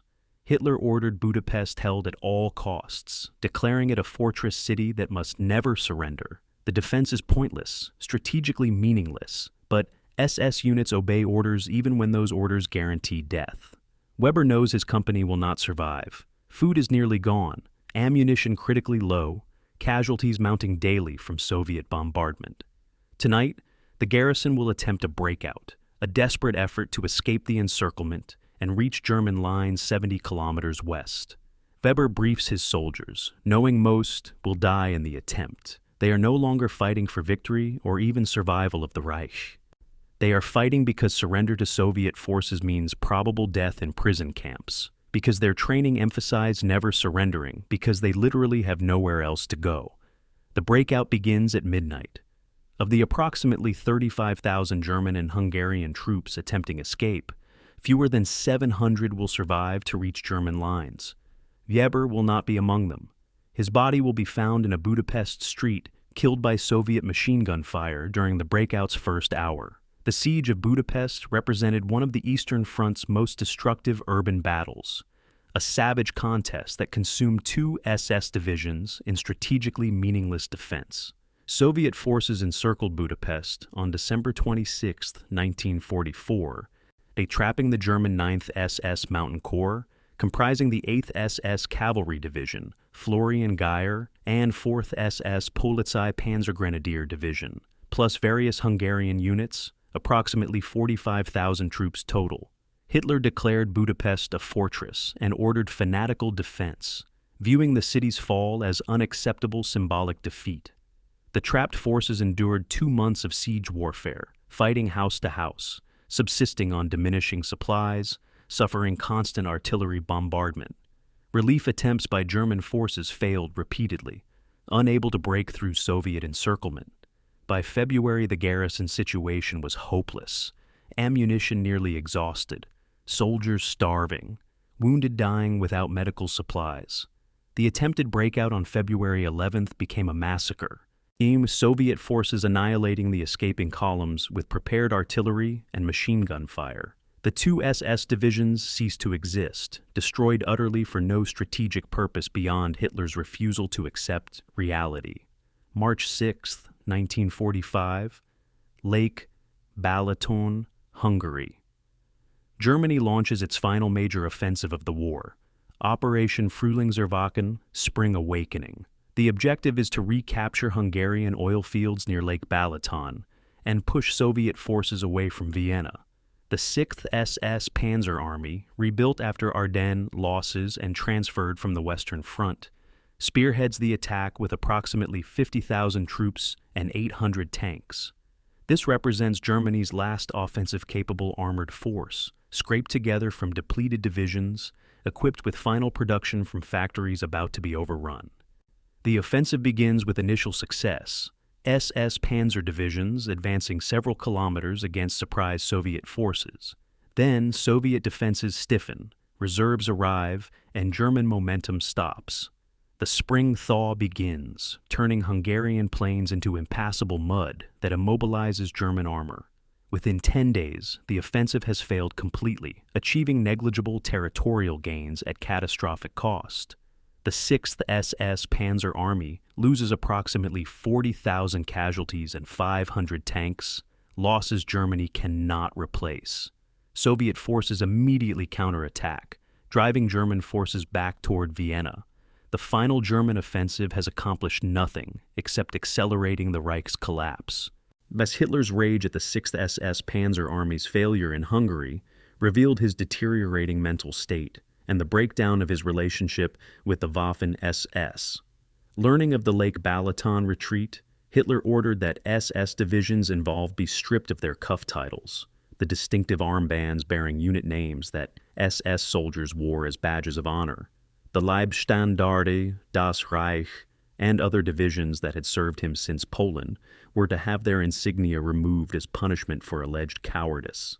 Zepp Dietrich, commanding 6th SS Panzer Army, reportedly wept upon receiving this order, viewing it as betrayal after years of loyal service and enormous casualties suffered in Hitler's name. Some commanders ignored the order, refusing to humiliate their soldiers. Others implemented it reluctantly. The incident demonstrated that even the Waffen-SS, Hitler's personal military force, could not escape his fury when reality contradicted his fantasies. The loyalty that bound SS to Führer was fraying, though it would never break completely before war's end. April 16, 1945, Seelow Heights, east of Berlin. The final major battle on the Eastern Front begins as Soviet forces launch their offensive to capture Berlin. Defending the Seelow Heights, the last significant defensive position before Germany's capital, are remnants of multiple German divisions, including SS formations, thrown into the line wherever commanders could find them.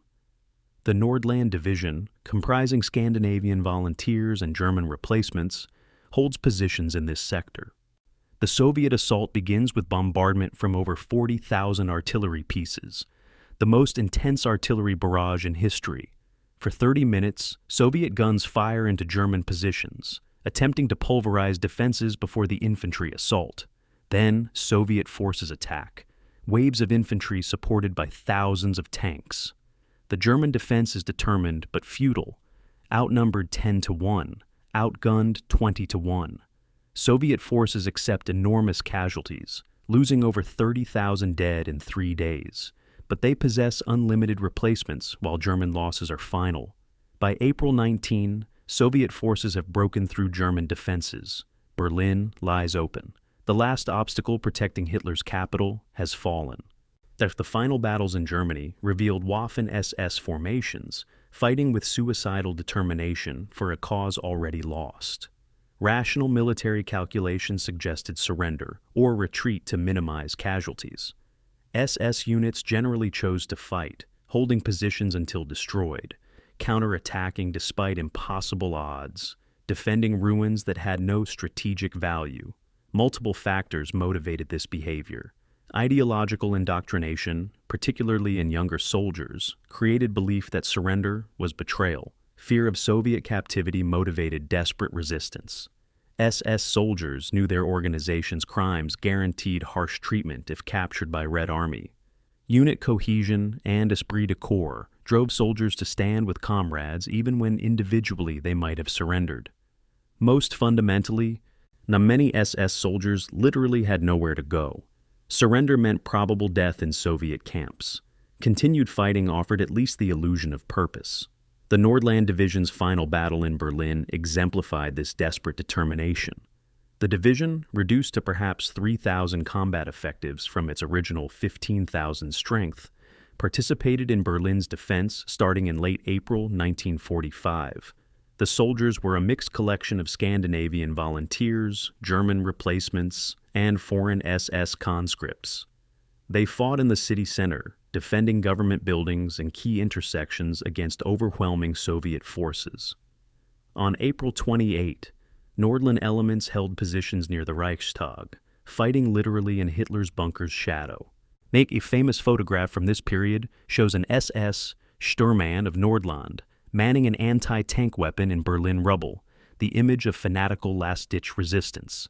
These soldiers were defending a regime responsible for genocide, fighting for a leader who had led their country to catastrophic defeat.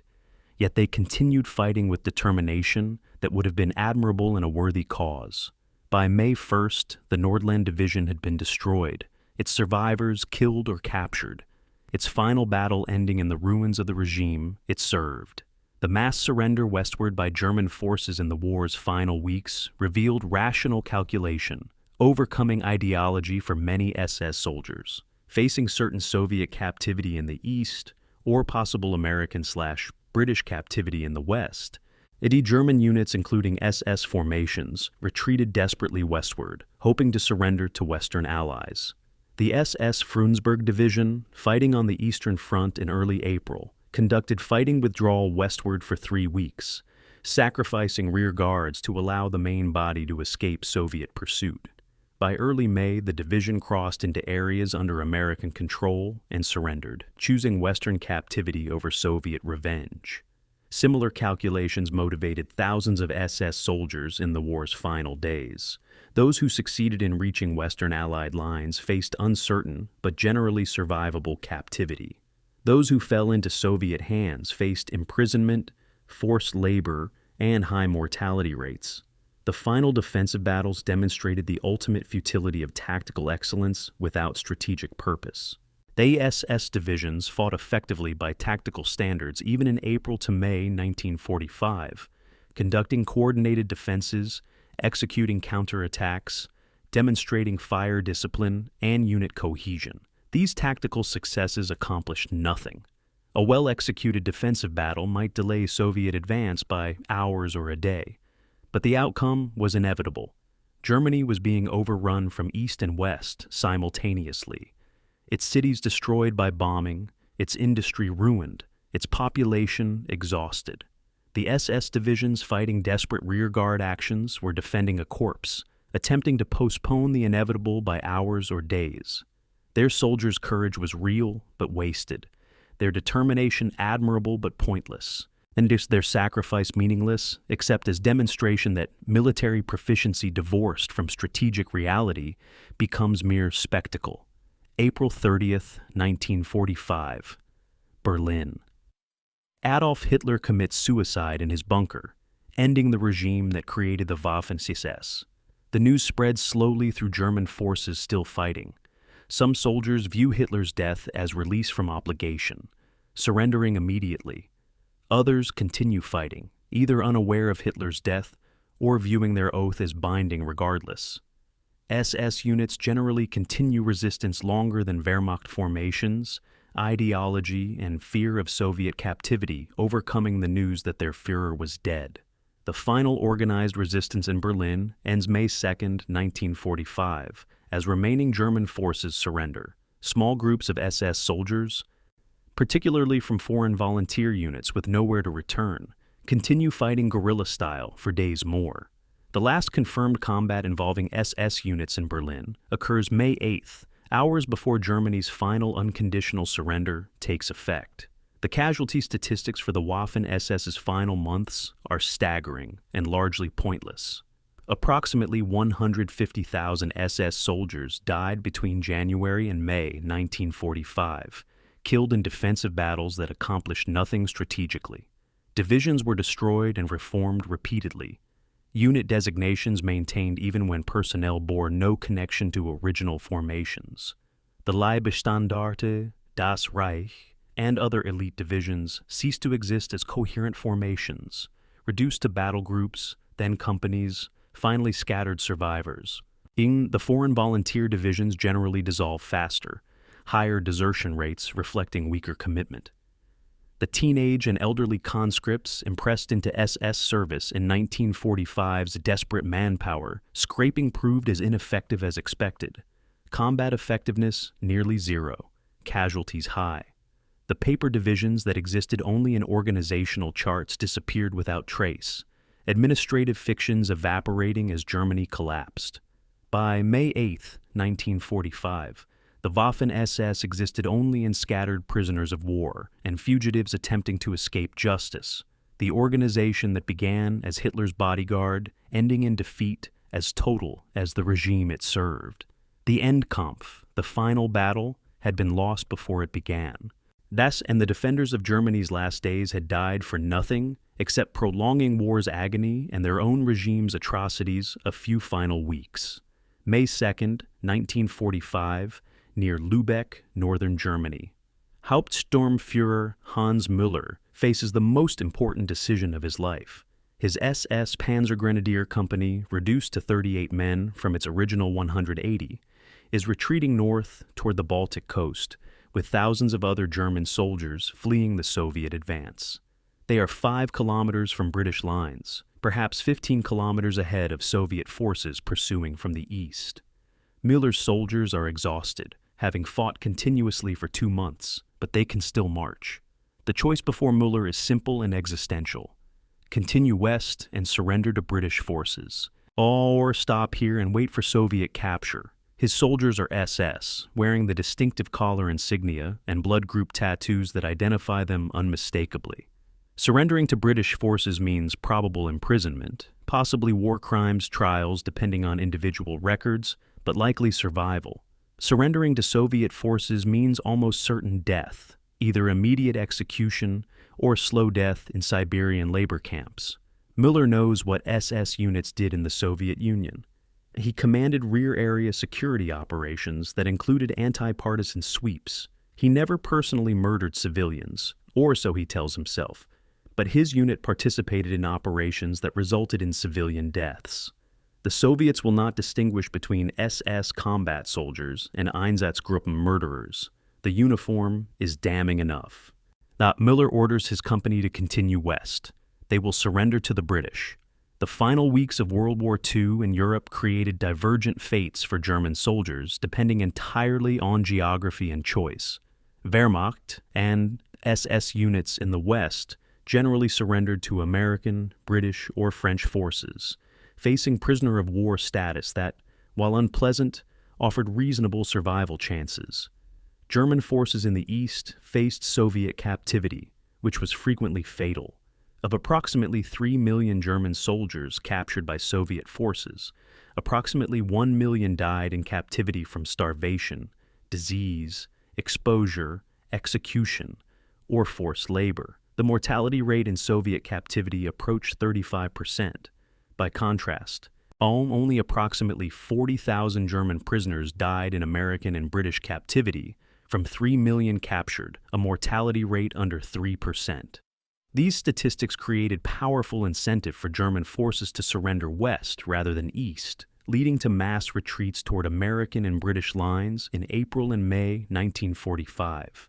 The identification of SS membership complicated surrender for those wearing the uniform. Allied forces had orders to segregate SS prisoners from Wehrmacht soldiers for investigation and potential war crimes prosecution. The distinctive features marking SS membership became literally life or death identifiers. The SS blood group tattoo, a small mark typically placed under the left arm, and recorded each soldier's blood type for medical purposes, but became identity marker that SS soldiers could not easily remove. The lightning bolt collar tabs and sleeve insignia were removable, but Allied screeners knew to search for tan lines or discoloration where insignia had been. The Soldbuch, the military paybook every German soldier carried, identified unit assignments and service history. SS soldiers attempting to hide their service faced difficult choices. Remove insignia and risk execution if discovered lying, or retain insignia and accept certain SS prisoner status. Thousands of SS soldiers attempted to conceal their service in the war's final days, discarding insignia, destroying paybooks, claiming Wehrmacht unit assignments. The success rate varied by circumstance and luck. Some soldiers successfully posed as Wehrmacht personnel, passed through Allied screening, and avoided SS at specific prosecution. Others were discovered through blood group tattoos, unit identifications from fellow prisoners, or knowledge of SS-specific details that Wehrmacht soldiers would not possess. Allied screening camps in May and June 1945 processed hundreds of thousands of German prisoners, attempting to identify SS members among the masses. The process was imperfect, necessarily rushed given the enormous numbers. Many genuine SS members slipped through claiming Wehrmacht service. Some Wehrmacht soldiers were mistakenly identified as SS, based on ambiguous evidence or denunciations from other prisoners settling personal scores. The fate of SS soldiers who surrendered to Soviet forces was uniformly grim. Soviet policy treated SS prisoners as war criminals, deserving no legal protections. Summary executions were common, particularly in the war's immediate aftermath, when Soviet soldiers encountered SS units responsible for atrocities in their sectors. SS prisoners who survived initial capture faced transport to labor camps in Siberia or Central Asia, facilities where mortality rates approached 50% in the first year.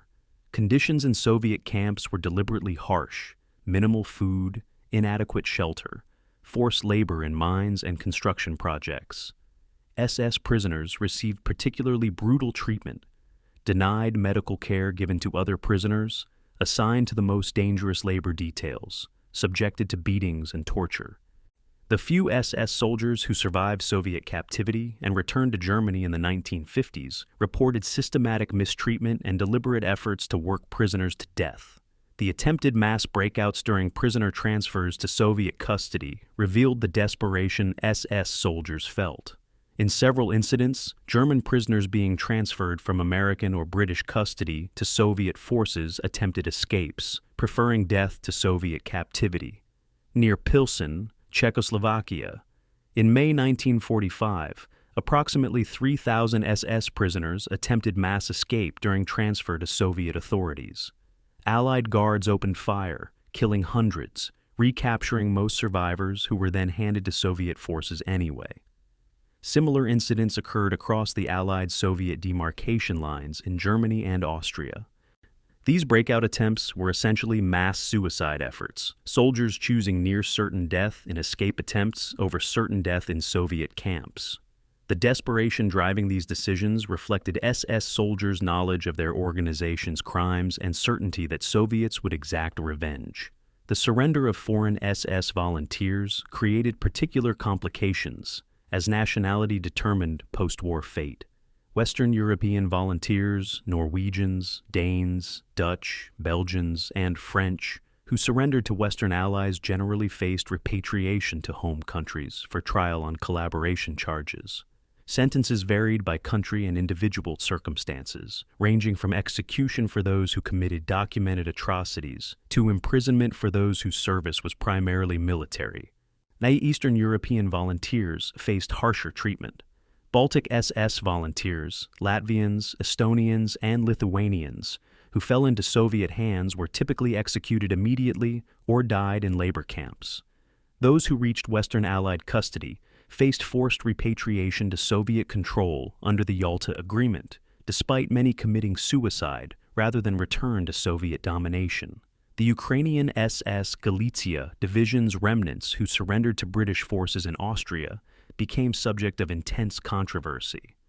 British authorities eventually classified them as Poles rather than Soviets, preventing forced repatriation and allowing eventual emigration to Canada and other countries.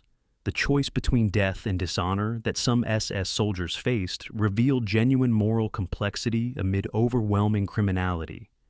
A Volksdeutsche conscript from Romania, forced into SS service in 1944 at age 18, who served 4 months before deserting, bears limited moral responsibility compared to a German volunteer who joined in 1939 and spent 6 years implementing criminal policies. Yet, both wore the same uniform, both faced the same Allied screening, both were vulnerable to the same Soviet revenge.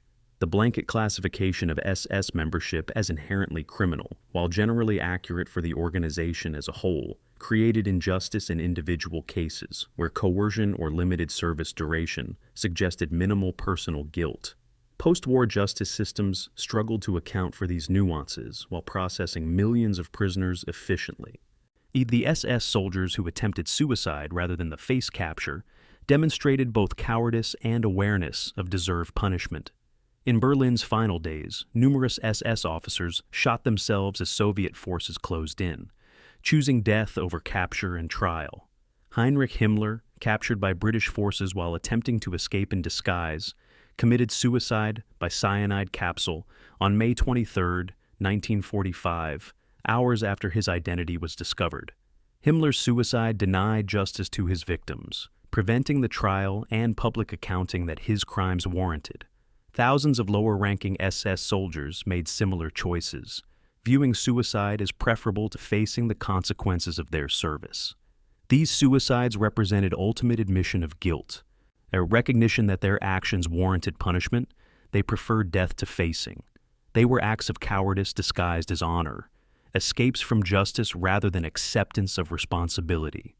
The physical and psychological condition of surrendering SS soldiers revealed the toll of Germany's final campaigns. Soldiers who surrendered in May 1945 were typically malnourished, exhausted, many wounded, their uniforms ragged, equipment lost or abandoned. They had endured months of constant retreat and defensive fighting, watching their country collapse around them, knowing the war was lost, but fighting anyway from fear, loyalty, or inability to imagine alternatives. Many exhibited symptoms of what would later be recognized as post-traumatic stress disorder, vacant stares, trembling, emotional numbness. Others maintained military bearing to the end, standing at attention during surrender, maintaining unit cohesion even in defeat. The diversity of responses, breakdown versus discipline, reflected individual psychology and unit culture, but all shared the experience of serving a regime that had led them to catastrophic defeat while committing unprecedented crimes. The final choice at surrender revealed that even within systematically criminal organizations, individuals retained agency and moral responsibility. The soldier who fled west rather than east made a choice prioritizing personal survival. The soldier who removed SS insignia and claimed Wehrmacht service made a choice to lie about his past. The soldier who committed suicide rather than face justice made a choice to escape accountability. These were not the grand moral choices that peacetime ethics contemplate, but they were choices nonetheless, decisions made under extreme pressure that revealed character and values. The organization that produced these soldiers, the Waffen-SS, bore institutional guilt for systematic criminality. But the individuals who wore its uniform made thousands of small choices throughout their service, choices to participate or refuse, to commit atrocities or avoid them, to embrace ideology or maintain moral distance. Those choices mattered morally, even if they mattered little practically. The choice at surrender was merely the last of many choices, the final decision in lives defined by service to an evil regime, and the consequences of that choice, survival or death, justice or escape. AIM would determine whether these soldiers faced any accounting for the organization's crimes and their personal participation in its evil. October 1946, Nuremberg, Germany. The International Military Tribunal has concluded its major war crimes trial, sentencing Nazi leaders to death or imprisonment. Among the organizations declared criminal was the SS, including the Waffen-SS, though with a significant caveat: Conscripts inducted after 1943 could claim exemption from collective guilt. This legal determination should have settled the Waffen-SS's historical status, establishing its criminal nature through international law. Instead, it marked the beginning of a decades-long campaign to rehabilitate the organization's reputation. Even before the trials concluded, their former SS officers began constructing an alternative narrative. In a small apartment in Nuremberg, former SS Obergruppenführer Felix Steiner meets with several fellow former commanders, discussing their post-war strategy.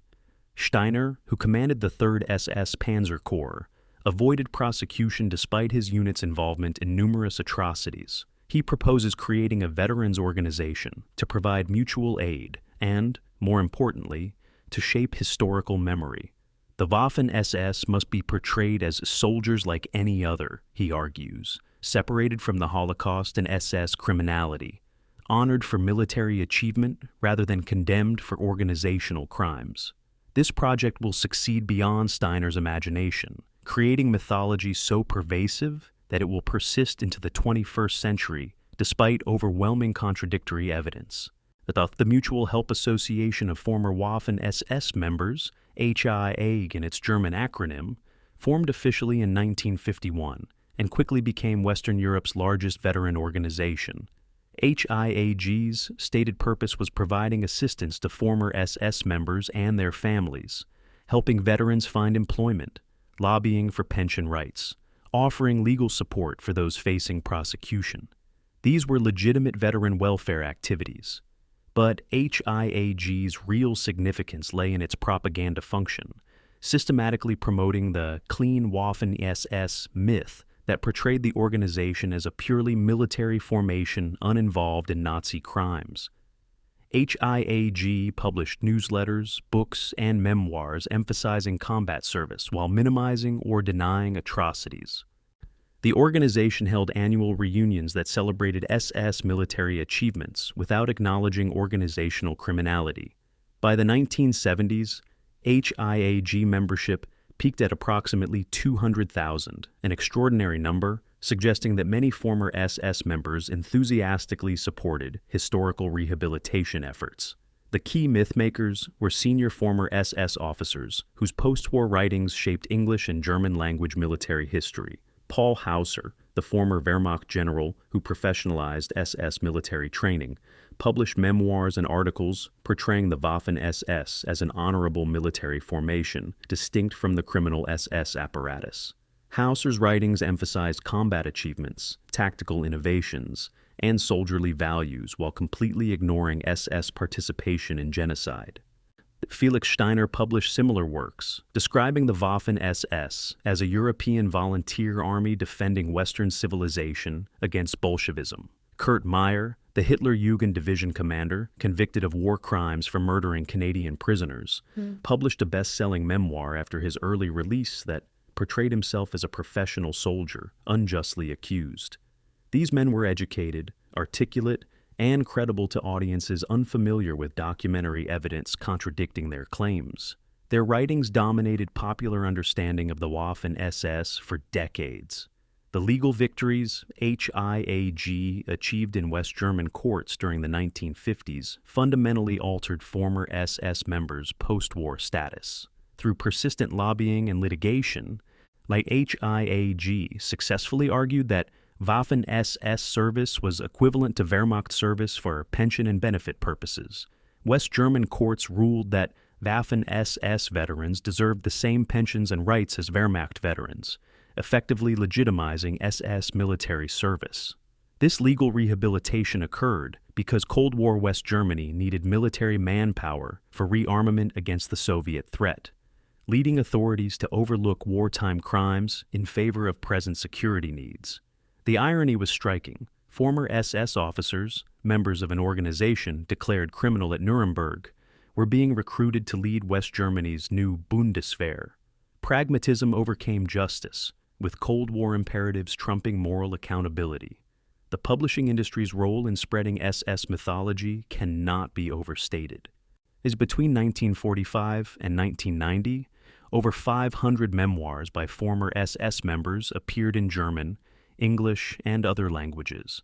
The vast majority emphasize combat experiences while omitting or minimizing atrocities. These books found ready audiences among military history enthusiasts attracted to stories of tactical excellence and martial prowess. Publishers presented SS memoirs as legitimate historical sources, often without critical commentary or historical context, explaining the organization's criminal nature. The cumulative effect was overwhelming, creating a vast literature portraying the Waffen-SS sympathetically, while scholarship documenting its crimes remained largely confined to academic circles. Popular understanding was shaped by accessible, exciting combat memoirs, rather than dense historical analyses of organizational criminality. The Cold War context enabled SS rehabilitation in ways that would have been impossible without East-West tensions.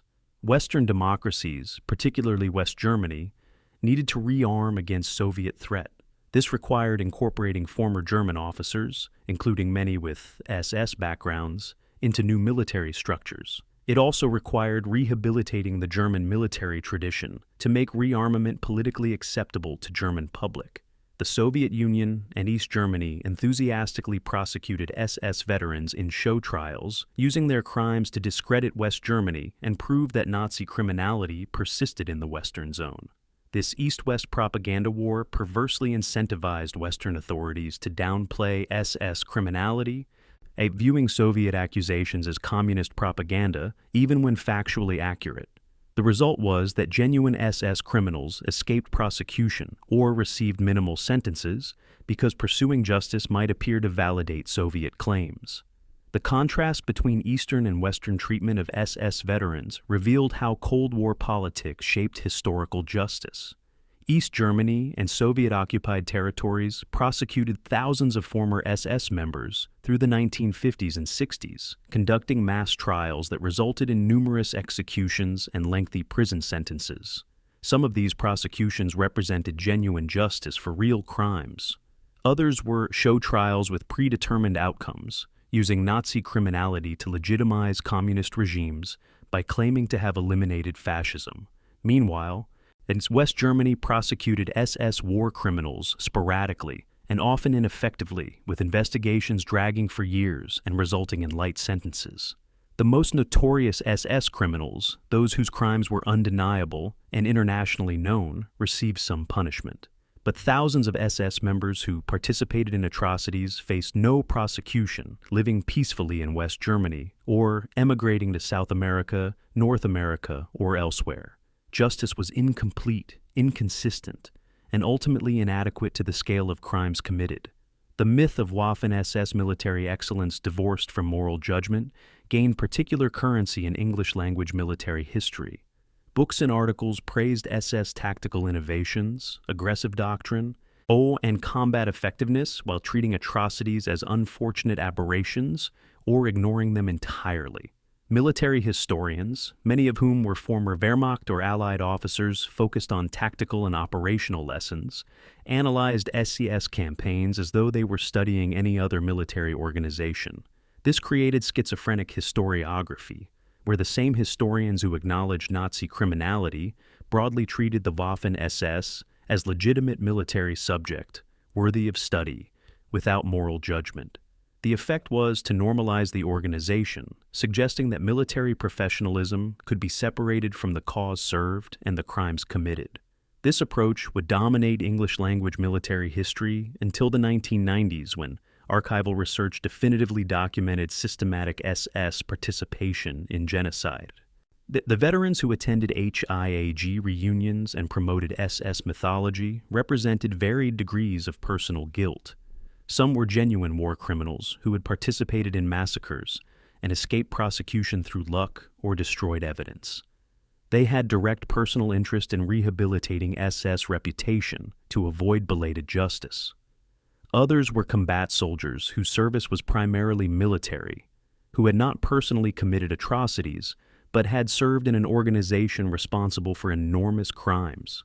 Their motivation for supporting HIAG was more complex, combining genuine camaraderie with desire to view their service as honorable rather than shameful. Still others were conscripts or late war recruits with minimal service, who joined HIAG seeking veteran community rather than ideological commitment.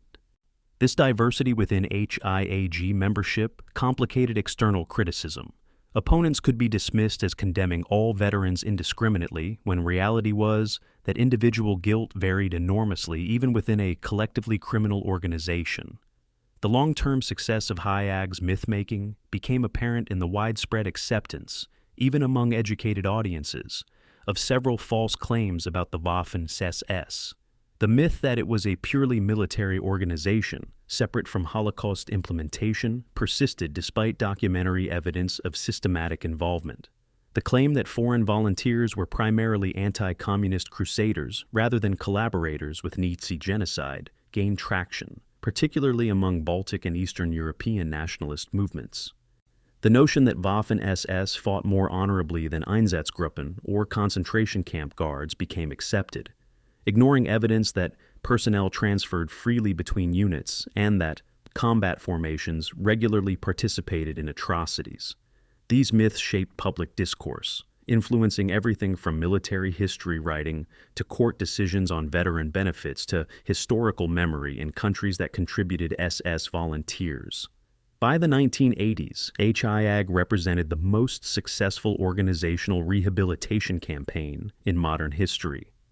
An organization declared criminal by international tribunal, implicated in genocide through voluminous evidence, responsible for thousands of documented atrocities, had successfully portrayed itself to much of the public as a misunderstood military formation. This success resulted from sustained effort by articulate former officers, supportive Cold War political context, publisher willingness to print sympathetic accounts, and public preference for exciting combat stories over difficult moral questions. The myth-makers had not erased historical reality. The evidence of SS criminality remained overwhelming in archives and scholarship, but they had created parallel narrative powerful enough to coexist with truth in public consciousness. The organization that served genocide had been repackaged as military elite. War criminals had been transformed into soldiers, and participation in history's greatest crimes had been minimized to unfortunate excess in otherwise honorable service. This myth-making was itself a crime, not legal, but moral, and it continued assault on truth and justice that denied victims even the acknowledgement of what had been done to them. The myth-makers were not merely defending their reputations. They were continuing their war against historical truth, fighting with propaganda and memoir, what they had lost on battlefields, attempting to win in memory what they had lost in history.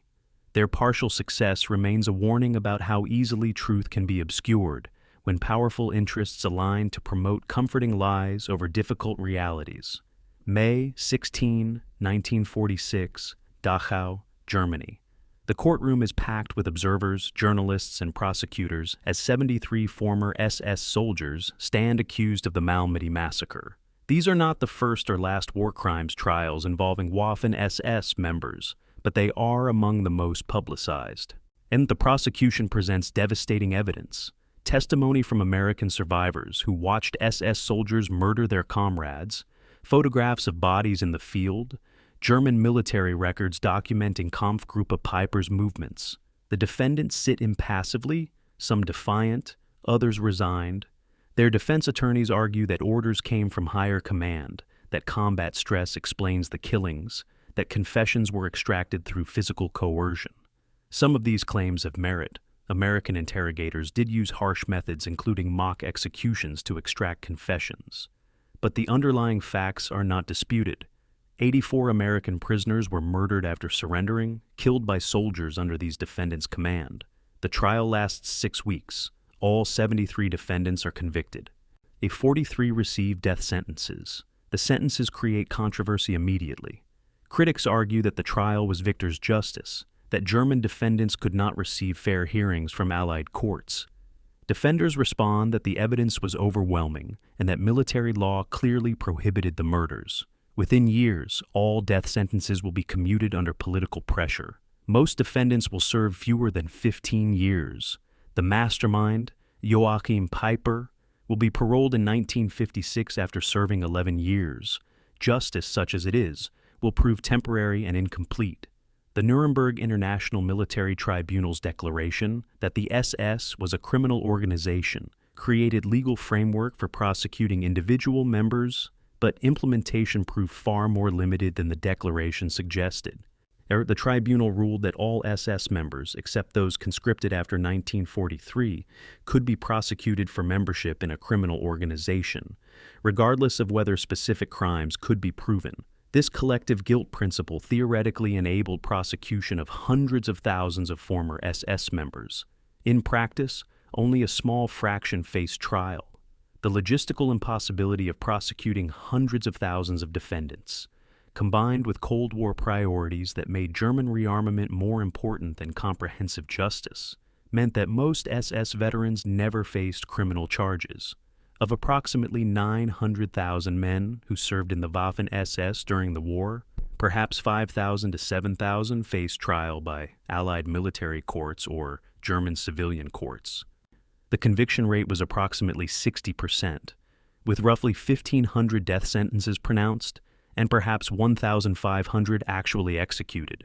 These numbers represent justice for only a tiny fraction of a massively criminal organization. The asymmetry in prosecution patterns revealed how political considerations shaped justice administration. Allied military courts focused overwhelmingly on crimes against Allied soldiers and citizens, particularly murders of American, British, Canadian, and French prisoners of war. The Malmedy massacre, Oradour-sur-Glane, murders of Canadian prisoners in Normandy, these crimes received intensive prosecution because they involved Allied victims. Eastern Front atrocities, which constituted the vast majority of Waffen-SS criminality, received minimal Western prosecution. Vast Soviet military tribunals prosecuted many SS members for Eastern Front crimes, conducting trials in occupied Germany and the Soviet Union that resulted in thousands of convictions and executions. But Western observers dismissed many Soviet trials as show trials or victor's justice, creating a situation where the war's worst criminals sometimes escaped prosecution entirely because their crimes occurred in theaters where Western allies had no direct interest. The legal difficulties in prosecuting participation in mass atrocities created systematic justice failures. Proving individual guilt for specific murders was relatively straightforward when survivors or documents identified perpetrators. But prosecuting participation in larger massacres, village destructions, or anti-partisan operations that killed thousands proved much harder. Defense attorneys successfully argued that individual soldiers couldn't be proven to have personally killed specific victims, that following orders was mandatory, that combat stress explained criminal behavior. Courts struggled to balance individual responsibility with organizational criminality. A soldier who stood guard while others committed massacres was less guilty than one who pulled triggers, but both participated in crimes. Legal systems designed for individual criminal cases adapted poorly to prosecuting participation in systematic mass murder. The Kurt Meyer case illustrated both prosecution success and justice limitations. Meyer, commander of the Hitler-Jugend division during Normandy, faced Canadian military trial for responsibility in murdering Canadian prisoners. The prosecution proved that Meyer's unit systematically murdered approximately 150 captured Canadians, that Meyer knew of some killings, and that his command climate encouraged treating prisoners as dispensable. Meyer was convicted and sentenced to death. The sentence was immediately controversial. Defense supporters argued that Meyer never personally ordered murders, that combat stress and youth of his soldiers explained the crimes, that the victorious power was imposing victor's justice. After intense diplomatic pressure, Canadian authorities commuted Meyer's sentence to life imprisonment. He served 9 years before parole in 1954, freed during the Cold War period when West Germany's strategic importance trumped justice for Nazi crimes. Meyer returned to Germany, lived quietly. He published self-serving memoirs and died in 1961. He served 9 years for command responsibility over 150 murders. The inadequacy of punishment speaks for itself. The Klaus Barbie case, though involving an SS officer primarily known for Gestapo rather than Waffen-SS service, revealed how Cold War priorities actively protected SS criminals. Barbie, the Butcher of Lyon, responsible for torturing and murdering thousands of French resistance members and Jews, escaped to Bolivia after the war with American intelligence assistance. U.S. authorities valued Barbie's anti-communist intelligence work more than French demands for justice. He lived openly in Bolivia under his own name for decades, protected by successive governments. Only in 1983 did France successfully extradite Barbie for trial. He was convicted and imprisoned, dying in jail in 1991. The 40-year delay between his crimes and punishment demonstrated that Cold War politics actively obstructed justice, that Western governments protected SS criminals when it served intelligence or geopolitical interests. The statute of limitations problem plagued German prosecution of SS war criminals. West Germany initially imposed statutes of limitations on murder, meaning crimes committed before 1945 could not be prosecuted after 1960. This deadline approached as German prosecutors were only beginning to seriously investigate Nazi crimes, having spent the 1950s prioritizing reconstruction and rearmament over justice. At massive public pressure and international condemnation forced West Germany to extend and eventually abolish statutes of limitations for murder, but the political fight revealed significant domestic sympathy for allowing Nazi crimes to fade without prosecution. The final abolition of limitations in 1979 came too late for many victims. Perpetrators had died of old age. Evidence had been destroyed. Witnesses had scattered. Justice delayed had become justice denied for thousands of cases. The challenges of evidence preservation and access complicated all prosecution efforts. The Nazis destroyed enormous volumes of documentation during the war's final months, burning records that would have proven specific individuals' participation in crimes. As Soviet authorities controlled Eastern European archives containing crucial evidence but shared information selectively, making it available when politically advantageous and withholding it otherwise. The division of Germany and Europe meant that prosecutors in West Germany often couldn't access evidence or witnesses in the East and vice versa. Witnesses died, memories faded, survivors emigrated. With each passing year, successful prosecution became more difficult. By the 1980s, the window for comprehensive justice had largely closed, not because crimes didn't warrant punishment, but because practical obstacles had become insurmountable. The moral inadequacy of prosecuting only those who committed crimes against Western victims while ignoring Eastern Front atrocities cannot be overstated. The Waffen-SS's worst criminality occurred in the Soviet Union and Eastern Europe: participation in the Holocaust, Commissar order executions, anti-partisan massacres that murdered hundreds of thousands of civilians, scorched earth policies that destroyed entire regions. These crimes dwarfed in scale the atrocities committed in Western Europe, yet they received minimal prosecution in Western courts because Soviet victims didn't generate the same political pressure as American or British victims. This created a grotesque situation where relatively minor Western Front crimes received intensive prosecution, while mass murder on the Eastern Front went largely unpunished. The message was clear. Justice depended on victim nationality and Cold War politics rather than crime severity or evidence quality.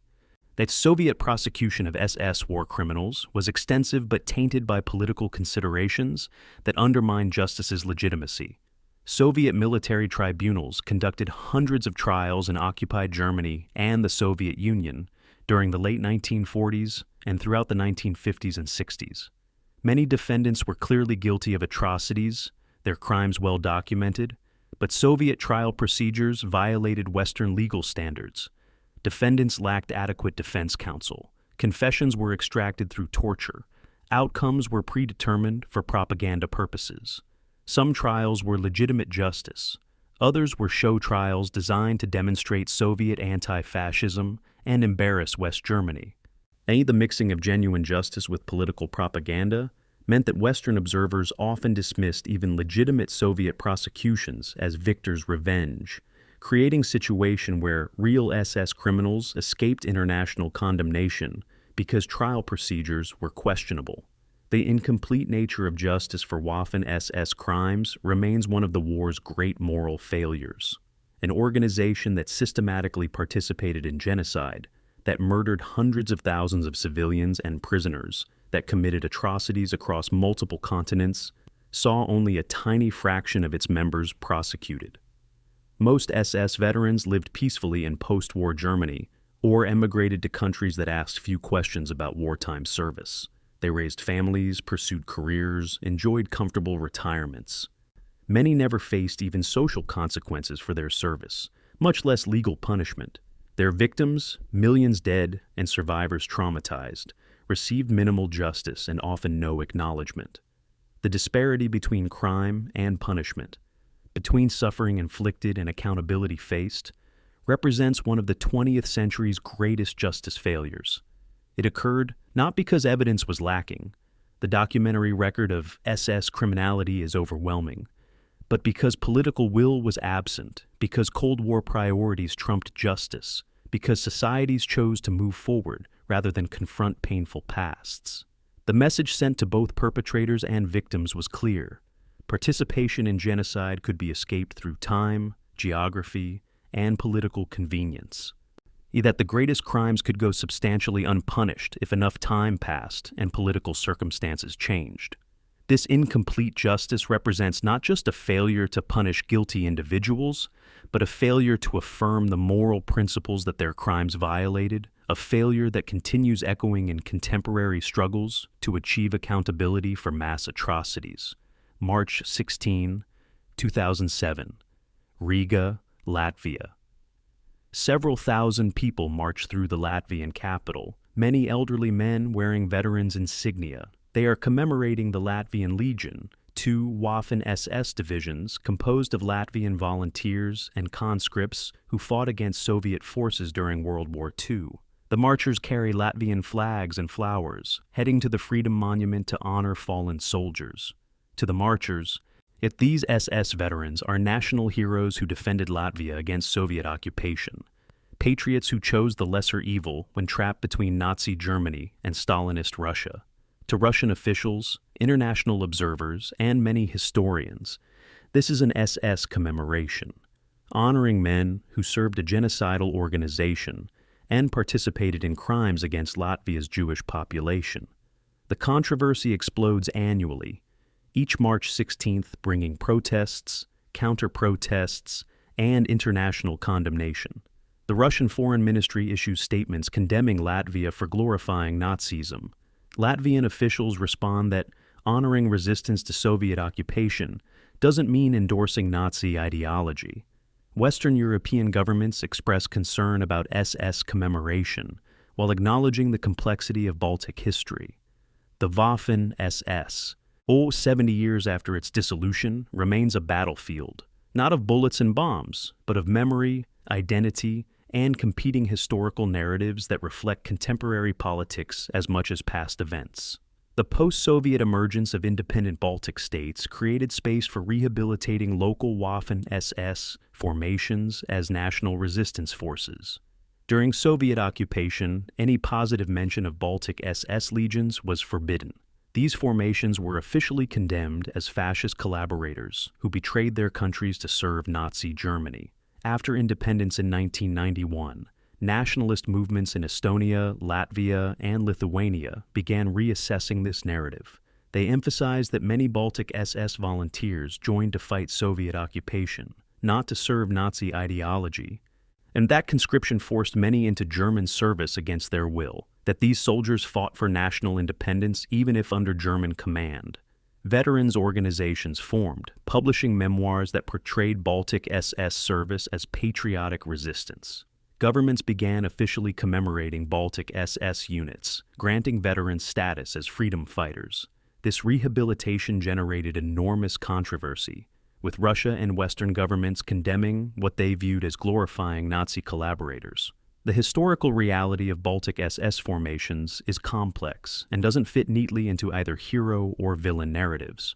Approximately 80,000 Estonians, Latvians, and Lithuanians served in Waffen-SS formations during the war, and motivations varied. Some joined as genuine volunteers believing in Nazi victory and anti-communist crusade. Others were conscripted and served reluctantly.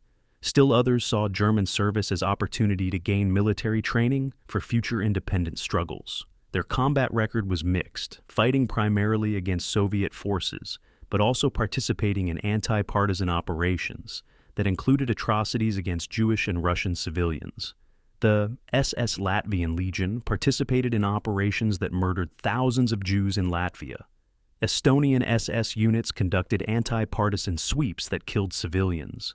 The neat separation between patriotic combat against Soviets and criminal operations against civilians breaks down under documentary scrutiny. The same units often did both. The Russian government's instrumentalization of Baltic SS memory for political purposes complicates moral assessment. Russia accurately notes that Baltic SS units served a genocidal regime and participated in crimes. But Russia's motivation is not primarily about historical justice. It's about undermining Baltic independence and portraying post-Soviet Baltic states as fascist-sympathizing, Russia-hostile entities. Russian propaganda uses SS commemorations to suggest that Baltic states harbor Nazi sympathies, that they threaten Russian minorities within their borders, that they represent ongoing fascist threat justifying Russian intervention. This political weaponization of history makes it difficult to have nuanced discussion. Any criticism of Baltic SS commemoration gets incorporated into Russian propaganda, and while any acknowledgement of complexity gets dismissed as Nazi apologetics. The scholarly consensus on the Waffen-SS that emerged from 1990s archival research definitively refuted the clean Waffen-SS myth. Historians including Charles Seidner, Bernd Wegener, Jean-Luc Leloup, and others conducted comprehensive research using previously inaccessible archives in Eastern Europe. Their findings were unanimous and damning. The Waffen-SS systematically participated in the Holocaust and related atrocities. Combat formations regularly transferred personnel to and from Einsatzgruppen units. The separation between military and genocidal SS was administrative fiction rather than operational reality. This scholarship, published in dense academic monographs and articles, established historical truth beyond reasonable doubt. But scholarly consensus penetrated popular consciousness slowly and incompletely. The exciting combat memoirs and military histories from previous decades remained more accessible and appealing than academic studies. Neo-Nazi and far-right movements actively promoted SS mythologies online and in publications. The gap between scholarly knowledge and popular understanding persisted. The museum and memorial representation of the Waffen-SS varies dramatically across Europe, reflecting different national experiences and political contexts. German museums generally present the Waffen-SS within comprehensive treatment of Nazi crimes, emphasizing organizational participation in genocide while providing detailed information on military operations. The emphasis is on historical truth without glorification, presenting complex reality that the organization combined military effectiveness with systematic criminality. Eastern European museums, particularly in countries that suffered under both Nazi and Soviet occupation, sometimes present more ambiguous narratives, acknowledging SS crimes while also noting that local volunteers often fought Soviet forces that committed their own atrocities. Western European museums generally condemn collaboration with the SS, while providing historical context about recruitment and service. The variations reflect different national memories and contemporary politics more than different historical interpretations of the same evidence. The neo-Nazi and far-right appropriation of Waffen-SS symbols and mythology represents perhaps the organization's most toxic contemporary legacy. SS runes, unit insignia, the Totenkopf Death's Head symbol, and various SS-associated imagery have been adopted by extremist movements globally. These groups are attracted to the SS's aesthetic, its reputation for fanaticism, its explicit racism, and its association with violence. They promote SS mythology, emphasizing military prowess while downplaying or denying genocide. Online forums and social media spread SS apologetics, military histories stripped of moral context, and outright Nazi propaganda. This neo-Nazi appropriation makes any discussion of the Waffen-SS dangerous. Historical analysis risks being misused by extremists seeking to rehabilitate Nazi ideology. The challenge for historians is presenting accurate information about SS military operations and organization without providing propaganda material for contemporary Nazi movements. The educational challenges in teaching Waffen-SS history reflect broader difficulties in Holocaust and World War II education. How do educators present an organization that committed enormous crimes while also demonstrating genuine military capability? How do they acknowledge the variety of individual motivations and experiences within a collectively criminal organization without suggesting that this complexity excuses the crimes? How do they address students who have absorbed SS mythology from video games, movies, or internet sources? How do they counter neo-Nazi propaganda without inadvertently exposing students to dangerous ideologies? These questions have no easy answers, requiring educators to balance historical accuracy, moral clarity, and pedagogical effectiveness while navigating politically charged controversies. The ongoing discovery of hidden SS veterans decades after the war's end keeps historical memory contested. Investigations in the 21st century have identified former SS members living quietly in Western countries, sometimes having concealed their service for 70 years.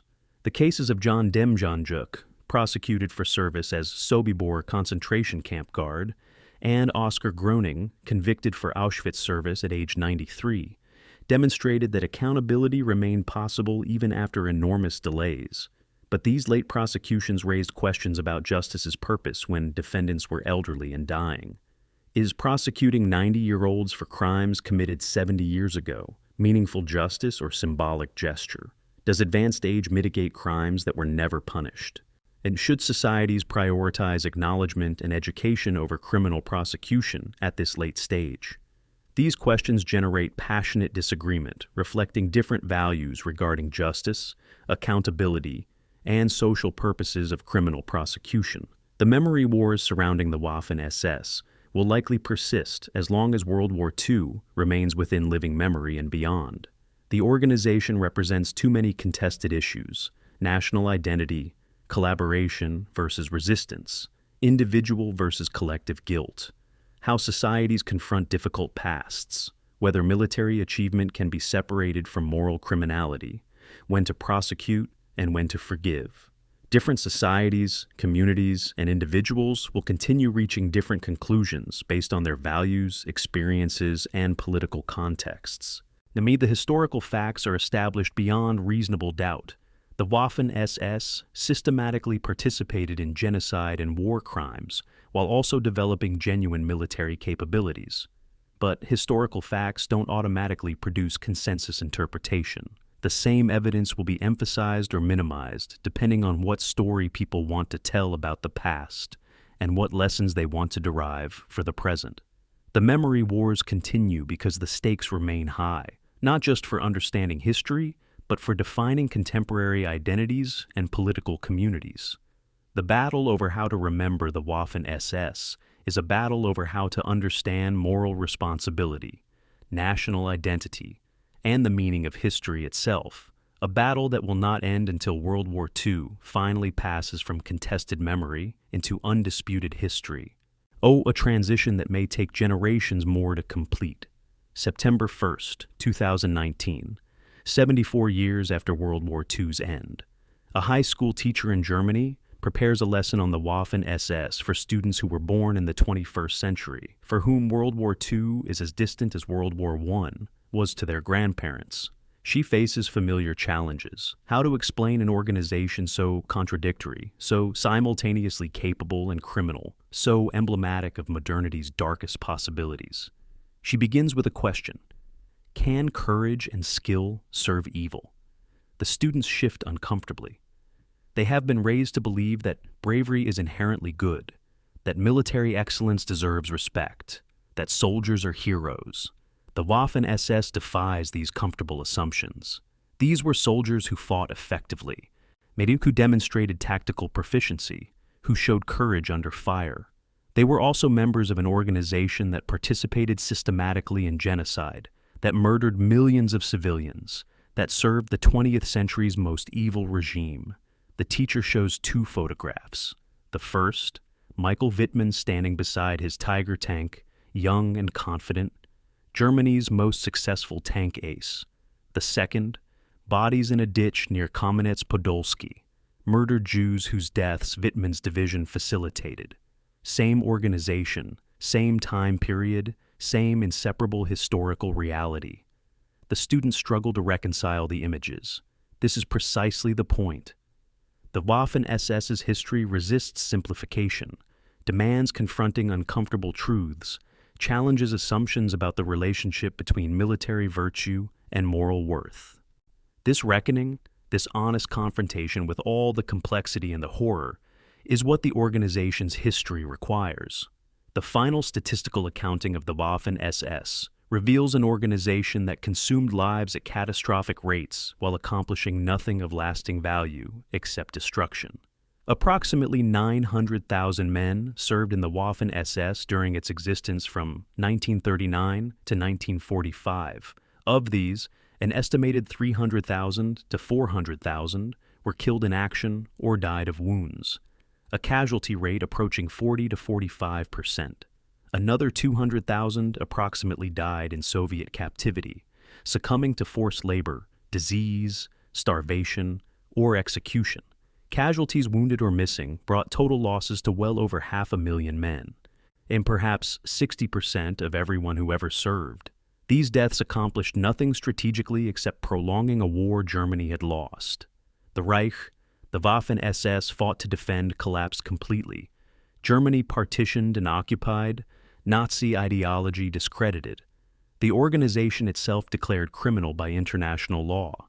Every soldier's death was pointless, spent in service of a regime whose crimes guaranteed its destruction and eternal condemnation. The participation rate in atrocities by Waffen-SS units reveals the systematic nature of organizational criminality.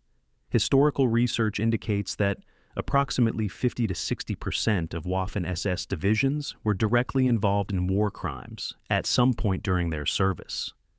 This doesn't mean 60% of individual soldiers personally murdered civilians, but it means that most SS units participated organizationally in criminal operations, whether through direct participation in massacres, support for Einsatzgruppen operations, anti-partisan sweeps that deliberately targeted civilians, or reprisal killings that violated military law.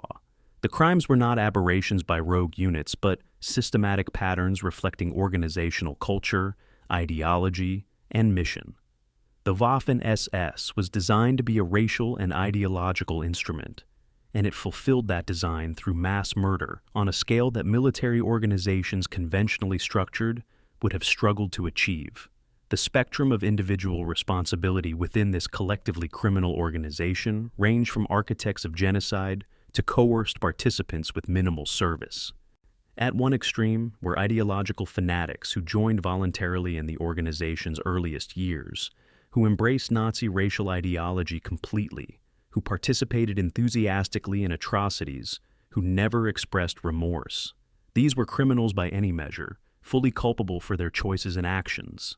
At the other extreme were conscripts forced into service in 1944 or 45, who served briefly before war's end, who committed no personal crimes, who were swept into the organization by circumstances beyond their control. Their moral culpability is limited, their service more tragic than criminal. Between these extremes lay the vast majority, men who made choices ranging from enthusiastic participation to reluctant compliance, who committed or witnessed crimes of varying severity, all who bear varying degrees of individual guilt within a context of collective criminality. Any honest reckoning must acknowledge this complexity, while insisting that organizational guilt applies regardless of individual variation. The central moral lesson from Waffen-SS history is that military effectiveness is not moral vindication, that tactical excellence means nothing when placed in service of genocide, that courage and skill can serve evil as easily as good. The Waffen-SS developed genuine military capabilities through intensive training, aggressive doctrine, and painful battlefield experience. Some formations achieved elite status by reasonable military measures, demonstrating tactical proficiency and operational effectiveness. This achievement is historically significant but morally meaningless.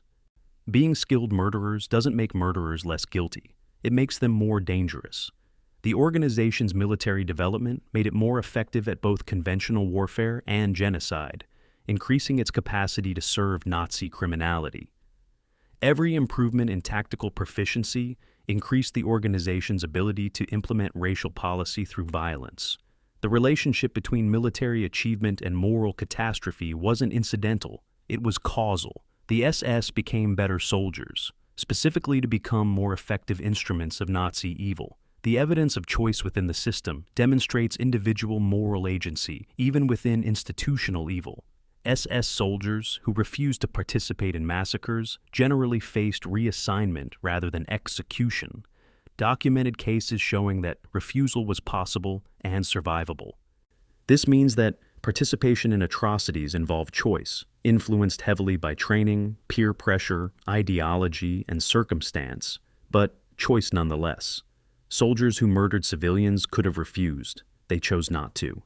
This doesn't ignore the powerful psychological and institutional pressures that made refusal difficult, but it insists that moral responsibility cannot be completely dissolved by circumstances. The SS created an environment that encouraged and facilitated atrocities, but it didn't eliminate individual moral agency. Soldiers retained capacity to choose, and their choices matter morally even when we acknowledge the forces constraining those choices. The recognition of choice means holding individuals accountable for their actions within appropriate context of institutional criminality. The failure of post-war justice to adequately punish Waffen-SS criminality represents moral failure with ongoing consequences. The vast majority of SS members who participated in atrocities escaped prosecution, living comfortable post-war lives while their victims' families struggled with trauma and loss. This injustice sent a terrible message that participating in genocide was escapable through time, geography, and political circumstances, that the greatest crimes could go substantially unpunished if perpetrators survived long enough for political priorities to change. The incomplete justice enabled myth-making by suggesting that perhaps the crimes weren't so severe if most perpetrators faced no consequences, that perhaps the organization was really just a military formation if so few members were punished for atrocities. The message to future potential perpetrators was equally dangerous. Participate in genocide, and you might escape accountability if your side loses slowly enough or if geopolitical circumstances shift in your favor. The failure to achieve comprehensive justice didn't just deny victims the satisfaction of punishment. It weakened the normative prohibition against genocide itself. The question of whether societies can learn from this history to prevent future atrocities has no certain answer. The Waffen-SS's history provides clear lessons that ordinary people can be systematically prepared to commit extraordinary evil through institutional indoctrination, that military organizations can become instruments of genocide when ideology fuses with martial culture. That tactical excellence and moral catastrophe can coexist within the same organization, that crimes committed by complex bureaucracies with a diffuse responsibility can escape adequate accountability. These lessons are available, documented thoroughly in historical scholarship.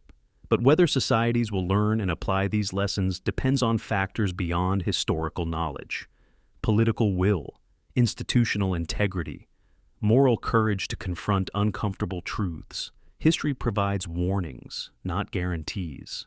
The Waffen-SS's existence proves that advanced, educated societies can create institutions devoted to systematic murder. Preventing recurrence requires not just remembering what happened, but maintaining the moral clarity and political commitment to ensure it never happens again. The unanswered questions that haunt Waffen-SS history reflect the limits of historical knowledge and the depths of human complexity. How many SS soldiers felt genuine remorse for their participation in crimes? How many understood, while serving, that they were part of genocide? How many would repeat their choices if given the opportunity? These questions cannot be answered definitively because they require access to internal psychological states that historical evidence cannot provide. We have memoirs and testimonies, but these reflect post-war rationalization as much as wartime thinking.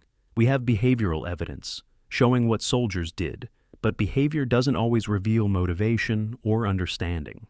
The unknowability is frustrating but important.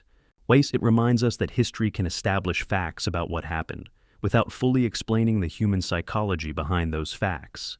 The Waffen-SS soldiers remain partially opaque to us, their internal lives hidden behind actions we can document, but not fully comprehend.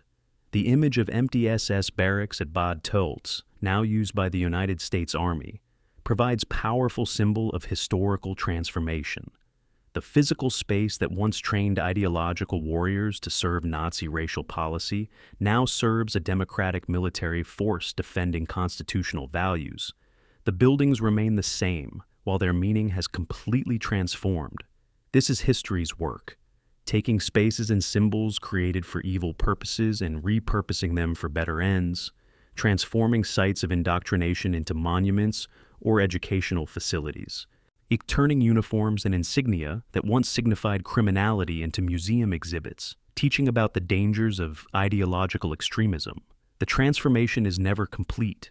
The past haunts these spaces, the knowledge of what occurred there coloring any present use. But the transformation is real and necessary. Physical demonstration that history's trajectory can bend away from evil even when it cannot erase the past.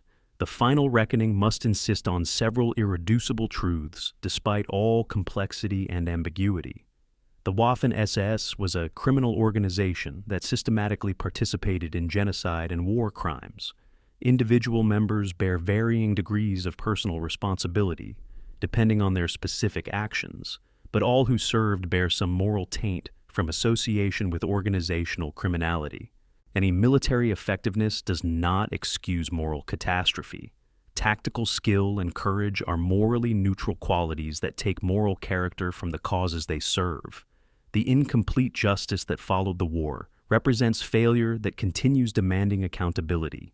The myths that portrayed the Waffen-SS as honorable soldiers are lies that dishonor victims and distort history.